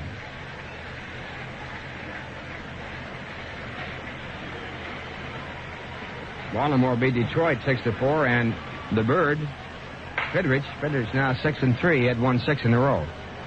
And the next delivery by Myrick is down low, and it's 3 balls and 2 strikes. Rudy May, the winning pitcher for Baltimore in that 6-4 win over Detroit. Rudy May now has won 10 and lost 7. Joaquin Fuss a home run, his 5th. Eddie Murray a home run, his 11th, and Staub a home run, his 10th. Minnesota beat Milwaukee 5-0. Ground ball hit out to the shortstop, Bud Harrelson. A 2-hopper as Bud moves to his left to field it. The throw to first base is in time, 2 men out. In that Minnesota-Milwaukee game, Thomersgaard was the winning pitcher. He's now 6-4. Larry Sorensen, the loser. Cubbage a home run in the 3rd with 2 men out, his first of the year for the Minnesota Twins. Twins had lost 5 in a row before they broke that streak with a win over Milwaukee, 5-0. Now the batter coming up is Larry Bowa, and the first pitch a called strike. Bowa has had a base hit and 3 times up. Batting right-handed against the left-hander, and the next delivery is too low. They counted 1 ball and 1 strike. Bowa hitting .272 for the year.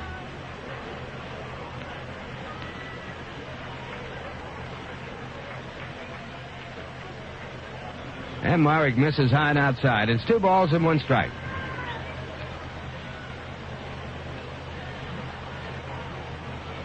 And the next delivery grounded to the 3rd baseman, Lenny Randall. A 1-hopper. He takes it, throws to first base, and the side retired in order by Bob Myrick, his first inning of work. And the score at the end is 7. Philadelphia Phillies 3, the New York Mets 1. Come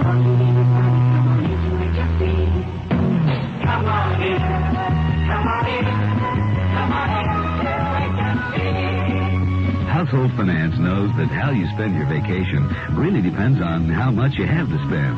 Whether you need new camping gear or tickets for your dream vacation, come on into HFC for your vacation money. Come on in, come on in, come on in,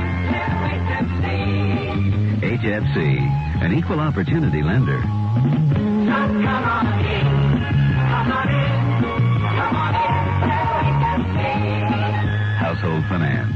People use our money to get the most out of life. come on in to HFC. At Household Finance, you may borrow up to $2,500 and choose from a wide variety of repayment loans. For a large or small loan, call HFC in New York, New Jersey, or Connecticut. See your phone book for the Household Finance office nearest you.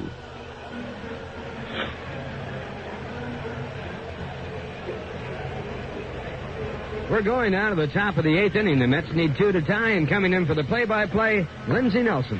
Thank you very much, Ralph Cannon. Hello again, everybody. Lenny Randall's coming up to lead it off, and already Joel Youngblood has come out there as a prospective pinch batter for Bud Harrelson, and Tug McGraw is throwing in the bullpen for the Phillies as we go to the 8th inning. Randall has gone 0 for 3. Fly to left, grounded out short, the first fly to center. Jim Lomberg started. He's been all the way. He has struck out 2, and he's walked 3. Looks in to get his sign from Bob Boone as Randall moves carefully into the batter's box. Mets have had only 4 hits off Lomberg. He's into the motion, kicks and fires. The pitch is high and away for a ball. They play Randall to go to the opposite field as a left-hand batter. Again, Lomberg delivers, and the pitch misses outside high. 2 balls and no strikes to count. Phillies are leading by a score of 3-1. They got all 3 runs in the bottom of the 3rd inning. Here's Lomberg's delivery. In there for a called strike. It's 2-1. top of the batting order for the Mets in the 8th inning, first game of a 4-game series. Now the pitch, swung on and missed. 2 balls and 2 strikes.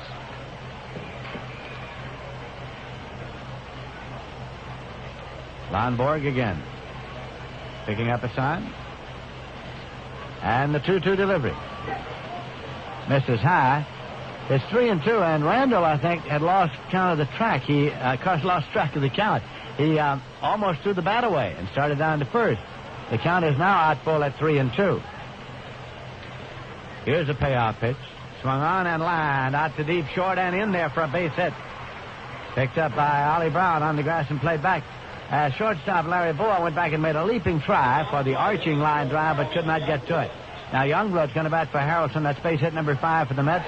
Ron Reed gets up to throw in the Philly bullpen. Youngblood is hitting .208. He has 1 run batted in since joining the New York Mets from the St. Louis Cardinals.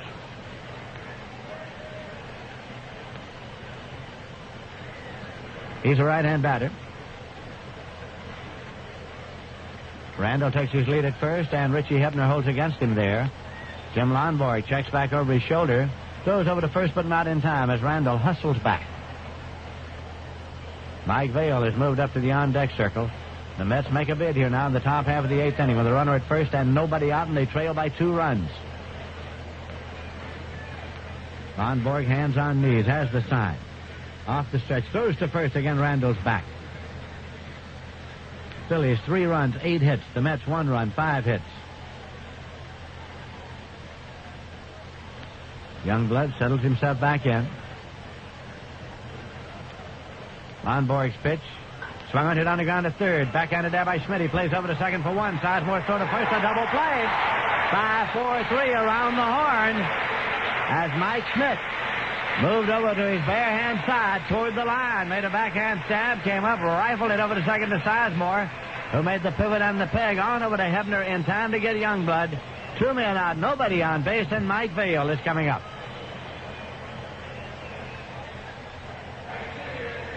Mike Vail has gone 0 for 3. Grounded out third to first, grounded out second to first, grounded out third to first. Lonborg's pitch is swung on and fouled right down into the dirt at the feet of Bob Boone, and it's strike 1.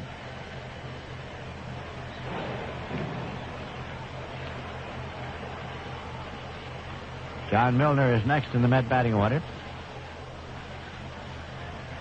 Phillies started play tonight. 4.5 games back of the Cubs in the Eastern Division. Here's a swing and a miss. The Cubs having been defeated at Wrigley Field today in both ends of a doubleheader. The cause of high jubilation in the Philly camp. We have a sellout standing room only crowd here tonight. And there'll be a 45-minute fireworks display following the conclusion of the ball game here at Veterans Stadium on the occasion of July 4th. There's a pitch low and away. 1 ball and 2 strikes. Count to Mike Vail. Lonborg rocks into the motion. The pitch is in there for a called strike 3. Vail caught looking. Strikeout number 3 for Lonborg. And the side is retired. There was a hit. There were none left. In the middle of the 8th inning, the score is the Phillies 3 and the Mets 1. You asked for a tough team, and you got it. The 77 lineup of Toyota trucks. Leading off, Toyota's standard bed. It's Toyota's most inexpensive half-ton, yet it's built as tough and rugged as the top of the line. Next up, Toyota's long bed deluxe. This baby's got muscle. A 2.2-liter engine with an extra long 7-foot bed. And batting cleanup, Toyota's SR5 sport truck. This baby's got some style. 5-speed overdrive transmission, high-back bucket seats, and wall-to-wall carpeting. All standard. Season after season, Toyota trucks are going to drive you home. You asked for a quality team, you got it. Toyota. It's going to be a great summer.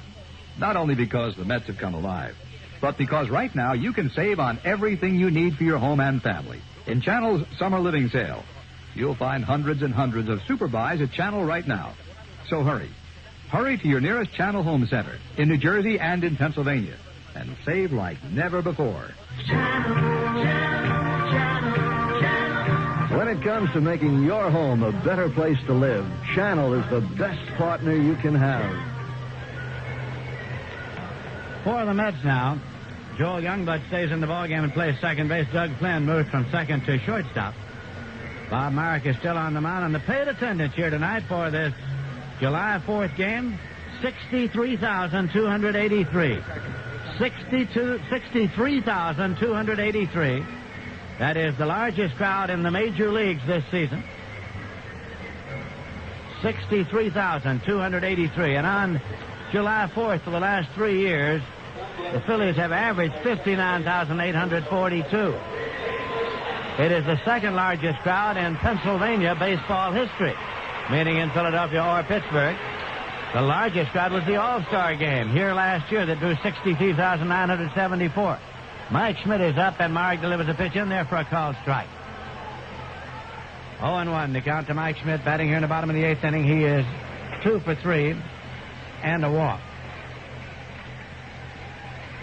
Bob Marek takes the sign, and the pitch is inside. Schmidt lofted a towering pop fly into short left in the 3rd inning that caused all the trouble as far as the Mets were concerned. Ed Cranepool lost it. Here is a pitch, and it's in there for a called strike. Mazzilli made a diving effort, couldn't get to it. Harrelson couldn't either. It went for a double. Put runners at second and third, then Ollie Brown doubled to drive in 2, and Gary Maddox singled him home, and the Phillies had their 3 runs. That's all the scoring they have done. It was a pop fly that should have been an easy out. Here's a swing and a miss, and struck him out, and he goes right down to the seat of his pants. Bob Marek with his first strikeout of the night. Mike Schmidt swinging. And that will bring up Ollie Brown. He had the big double to drive in 2 runs in the 3rd inning, and he had a single in the 5th inning.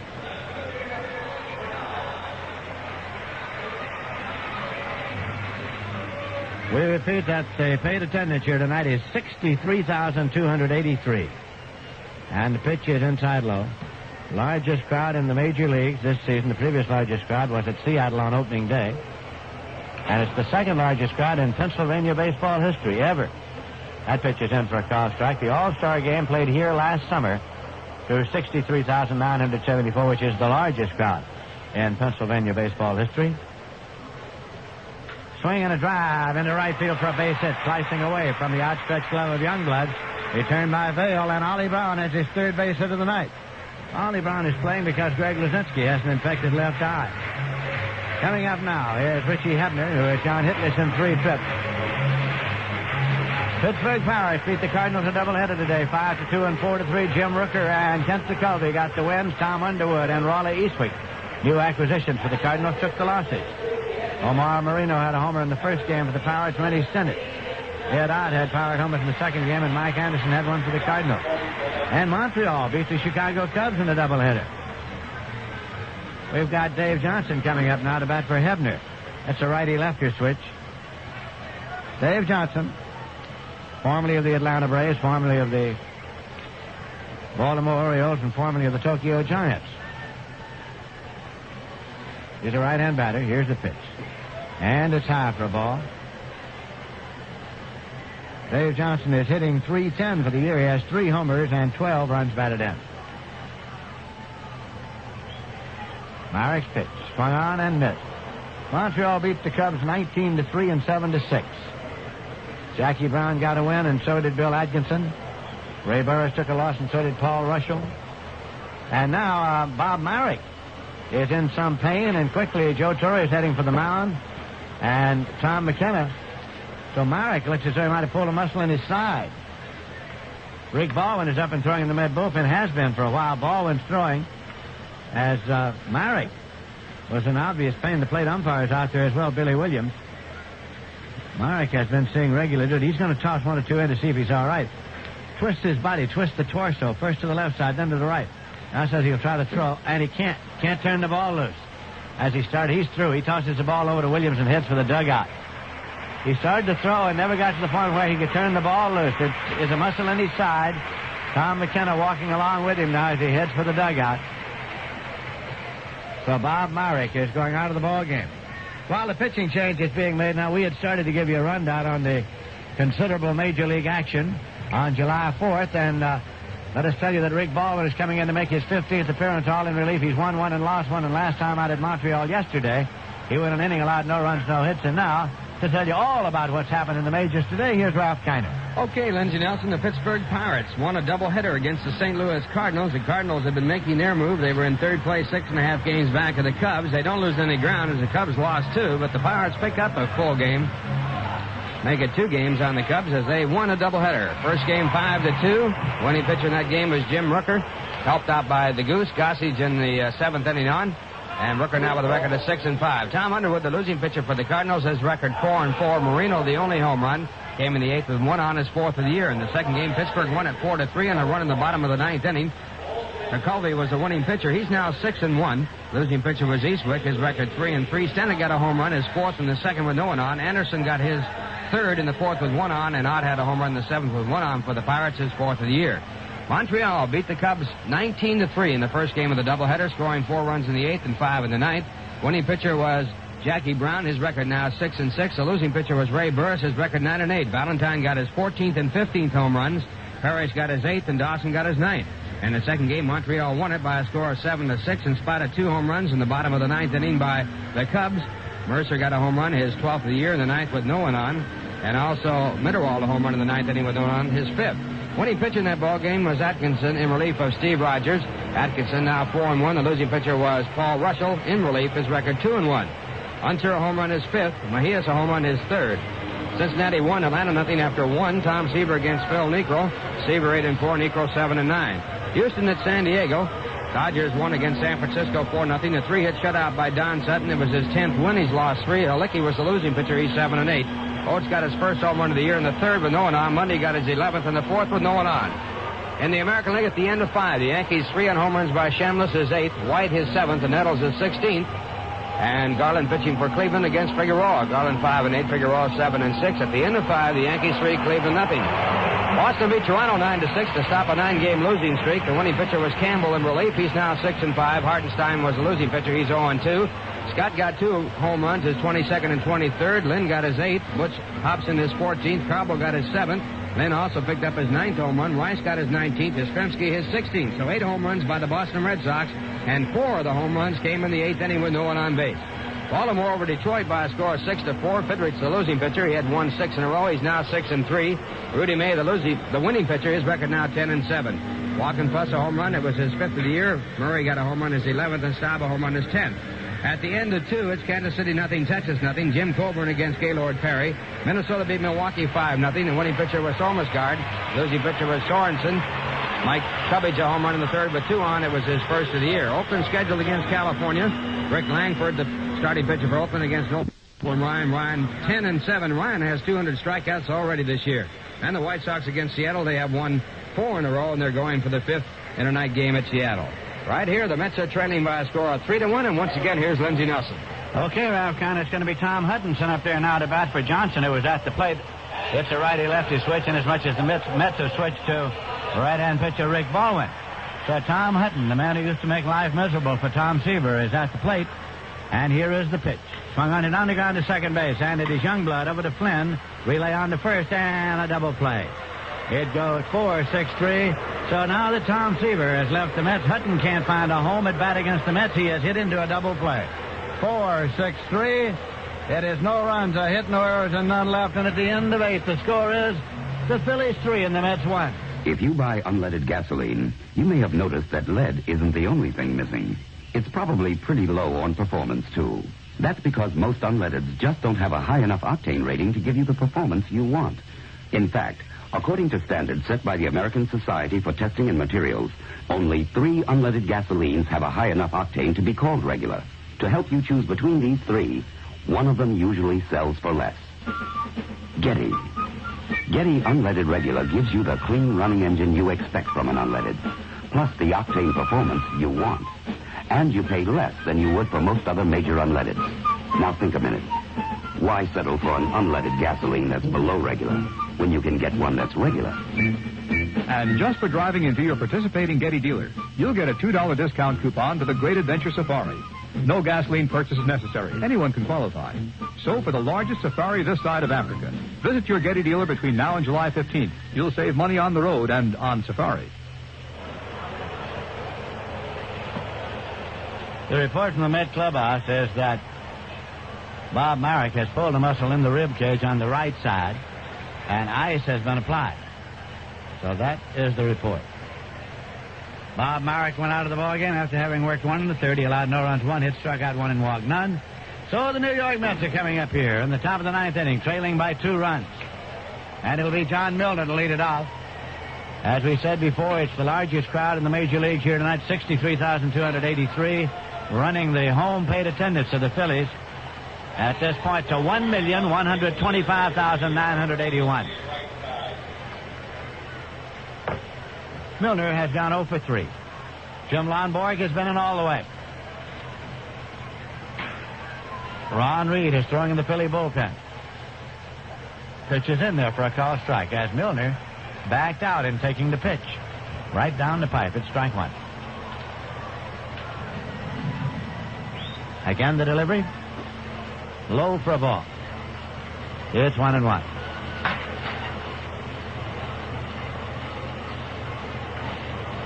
This will be a 1-1 pitch, swung on and hit deep to right field. It is way back there toward the wall, and it is going to be off the wall in play. Gary Maddox played the carom, wheels it into second, and Milner sliding in with a double.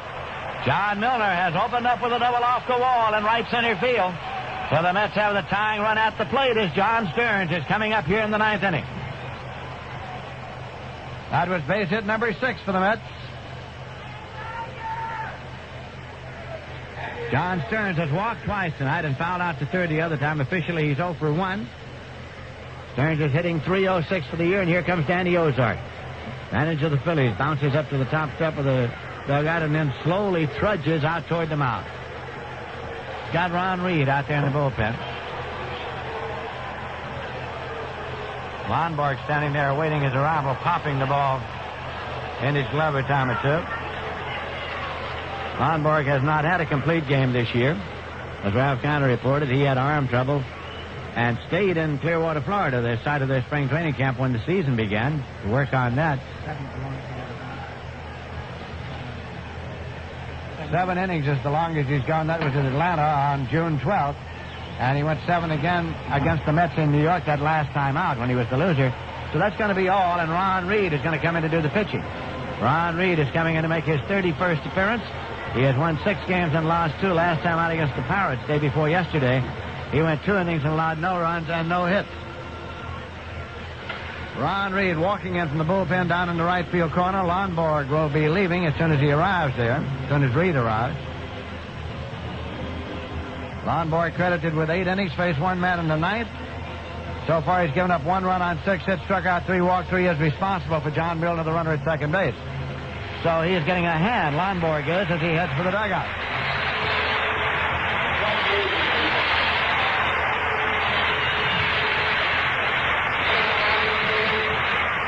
Big crowd here, not all of whom have stayed for the fireworks that will be following the conclusion of the ball game, because a good many of the fans in the upper deck have departed.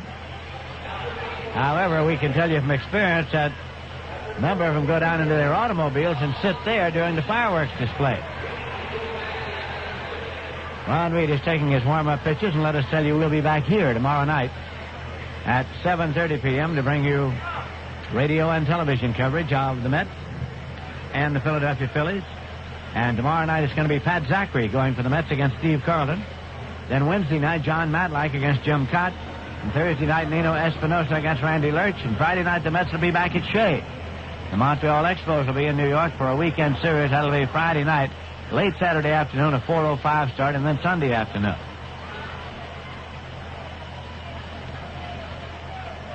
Now, apparently, Reed is ready, and Billy Williams comes around to brush off the plate, and John Stearns is coming to bat.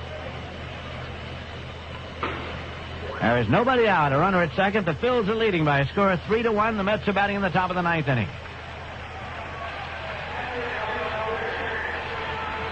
Reed sets up. Tall, lanky right-hander. Here's a pitch, and it's in there for a called strike. Reed, a former all-around athlete at the University of Notre Dame, where he was a star basketball player. He later played professional basketball in the NBA with the Detroit Pistons. Sets up and checks again.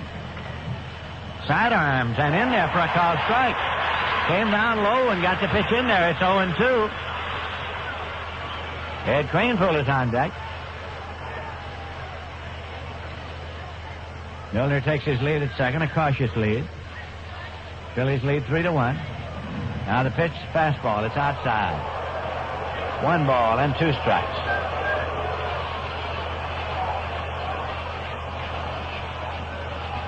Reed, hands on knees, looks to get the sign from Bob Boone, his catcher. He's got it. Delivers the pitch. Swung on and missed. Struck Stearns out.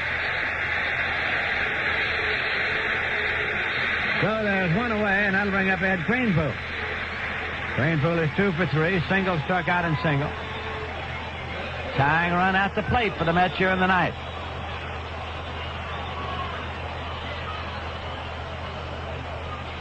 Ron Reed sets it up.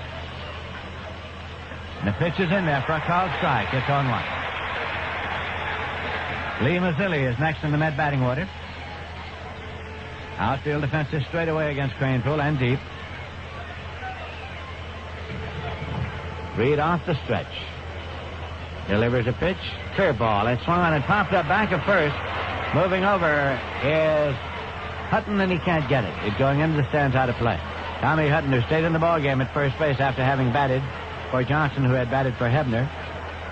But Tommy Hutton could not get to that one, and the count is 2 strikes to Ed Kranepool.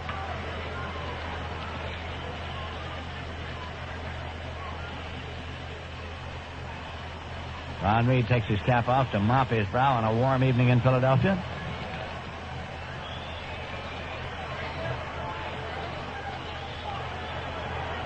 Ron Reed again sets up. And the pitch is inside to Kranepool. It's 1-2. As you know, there's an ancient superstition in baseball, which has been disproven time and again, as have most superstitions, saying that the teams in first place on July 4th will win the pennant. 1-2 pitch, a little number, foul, coming back and out of play. Count holds at 1-2. And if that be true, the Chicago Cubs will win in the Eastern Division of the National League. A fact that the Phillies are disputing since they are the defending champions. The July 4th leaders in the West, of course, are the Los Angeles Dodgers, who are being chased by the Cincinnati Reds and only by the Cincinnati Reds in the West. Now the pitch. Outside for a ball. 1914, the Boston Braves were in last place on July the 4th and won the pennant. And swept the World Series.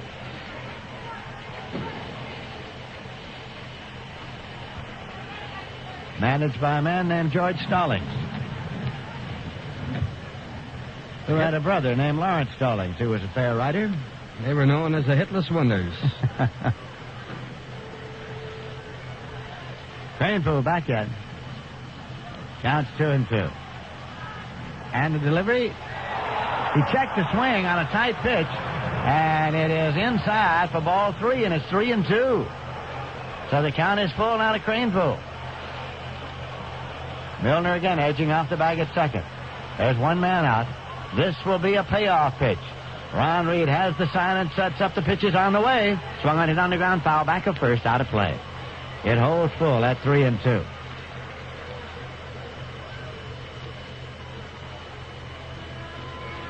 In 1973, Lindsay, the Mets were in last place in August and won the pennant. They did, in fact.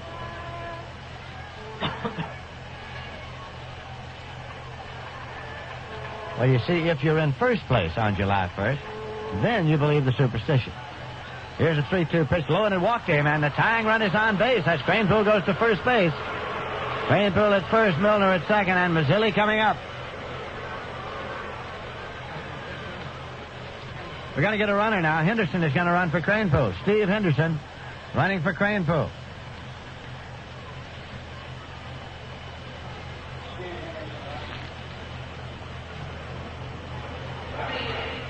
Henderson at first, Milner at second. That's good speed on the bases now. Mazzilli at the plate, a switch hitter batting left. He's had 2 hits tonight. Mazzilli walked, singled, and singled a drive and a run. The Phils are leading 3-1, but the Mets have 2 men on with 1 man out here in the 9th inning. Runners take their lead. Tall Ron Reed delivers the pitch. Curveball, high and away. 1-0 as the count to Mazzilli. Bobby Valentine has come out on deck. Rick Baldwin would be scheduled to bat in the 8th spot next, so Valentine is out there to bat for him. Here's the pitch swung on and foul back. It's 1-1 to Lee Mazzilli. Lockwood, I think it is, throwing in the bullpen. Somebody throwing it. I think it's Skip Lockwood. Ralph will confirm it. It is, in fact, Skip Lockwood. Bullpens are located beyond the transparent wall down in the corner against a black background. 1-1. Runners lead first and second. Check swing, foul ball, off and on the play. Wasn't swinging, but the ball just clicked off the bat for a foul ball, and it's strike two now to Mazzilli.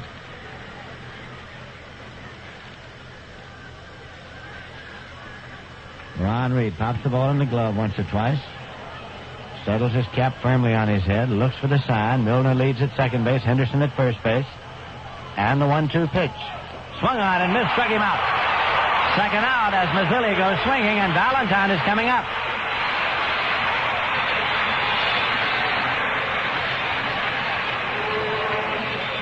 Bobby Valentine, a right-hand batter, hitting .178. He has 2 homers and 11 runs batted in. Batting for Baldwin.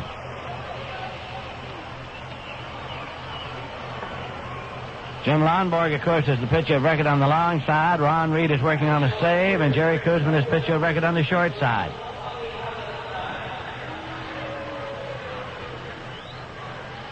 Valentine of Stamford, Connecticut.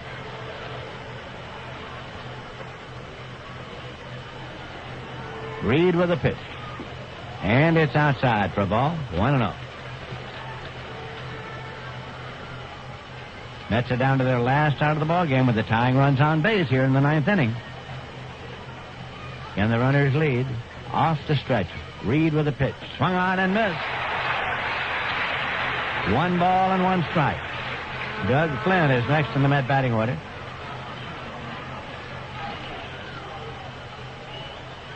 Reed looks into Bob Boone. Gets his sign now. Mets take careful leads at first and second. 1-1 pitch, sidearmed outside. So now Reed goes behind to Valentine, 2-1. Tried the sidearm with a little crossfire thrown in that time. Got a variety of deliveries, something that relief pitchers like to deal in. Milner at second, Henderson at first, and the pitch. Swung on and hit in the air to right center field. Going over is Martin along with Maddox. Martin is calling. He makes the catch, and the game is over. Valentine flying out to right field. And so the Philadelphia Phillies have won the ball game in the 9th inning. The Mets had a hit and a walk, and they left 2. We'll be back in a moment with the final summary and totals. Right now, the final score of the game is the Phillies 3 and the Mets 1.